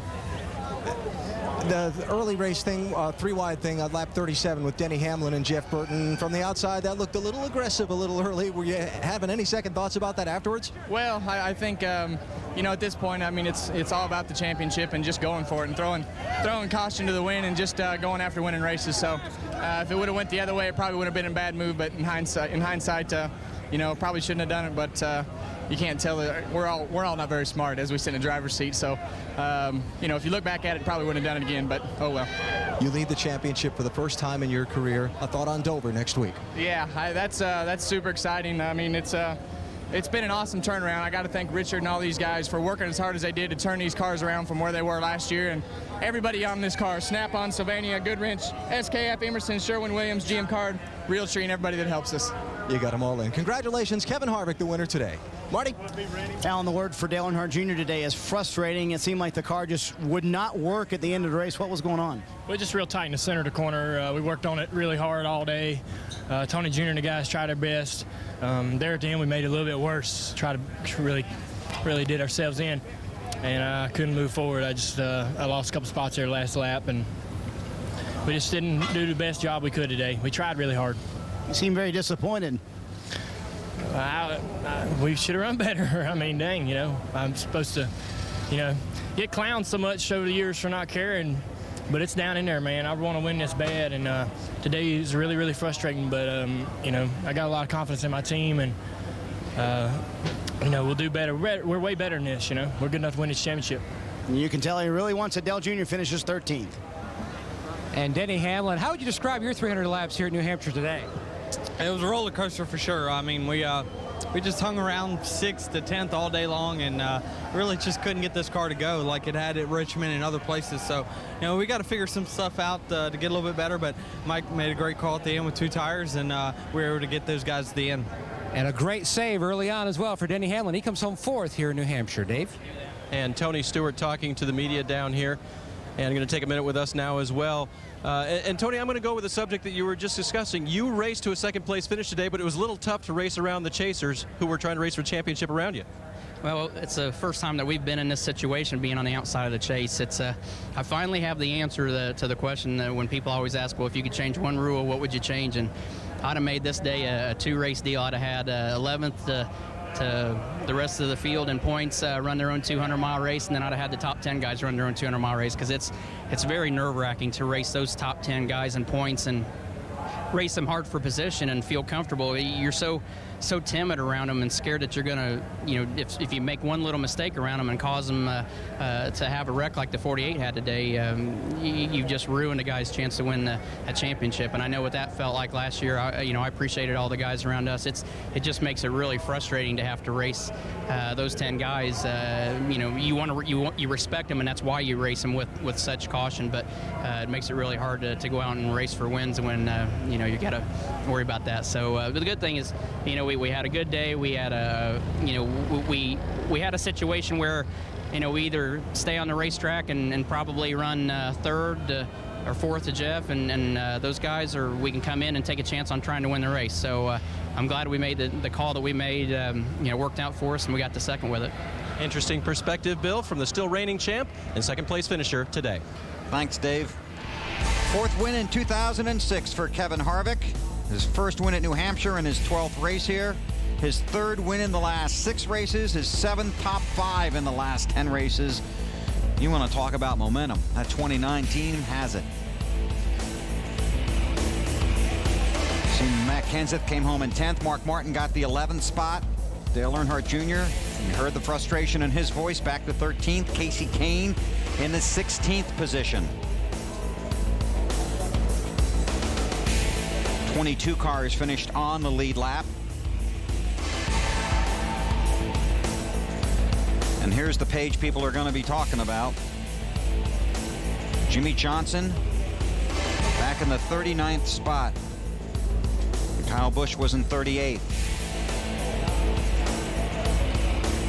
Here are the unofficial championship standings with 9 races to go in the chase for the 2006 Nextel Cup. As Alan pointed out, Kevin Harvick leads the championship standings for the first time.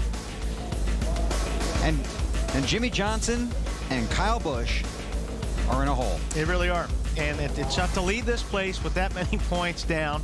And, you know, there's going to be guys in this chase that are going to run good each weekend. And that's why it's very, very hard to make those points up.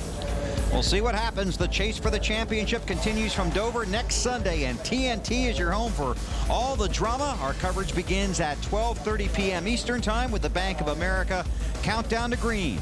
Next on TNT, Sleepy Hollow in the east and Heat in the west. Kevin Harvick on top of the championship standings for the first time. His first win at New Hampshire. He's chasing his first series championship.